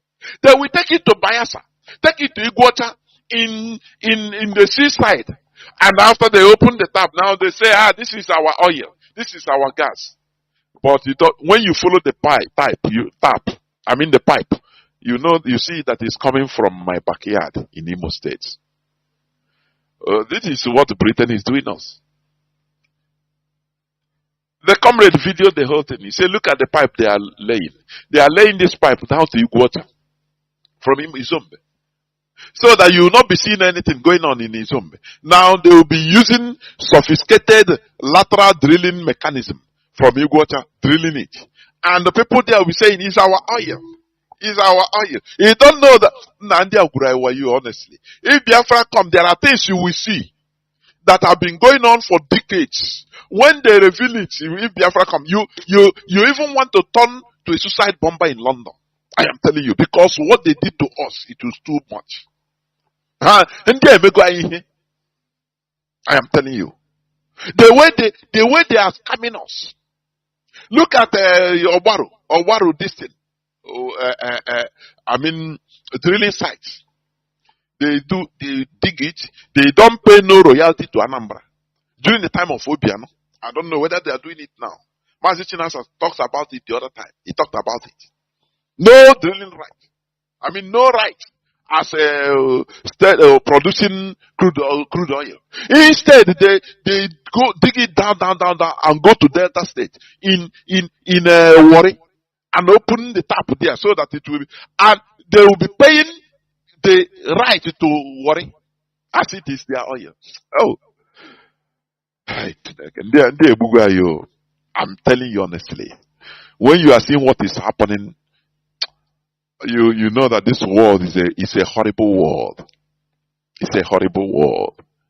I blame Azikiwe. Somebody would have done what they did to Mahatma Gandhi for joining us in this evil is his greed that was driving him. The British, they manipulated him and he knew. A ceremonial president, they know. They blackmailed him and he knew. Instead of sacrificing his life, look at this man that killed Mahatma Gandhi. He said that for him, he knows that it is the end of the road. He don't care about his life. But he wants to save his people. And that is what he did. That is why today India is progressing. No colonial legacy on them. No. They are progressing. They are advancing. Are you not seeing it? So that is it. Ahmad Bello was busy talking about, he didn't hide it, naturalization agenda. Instead of not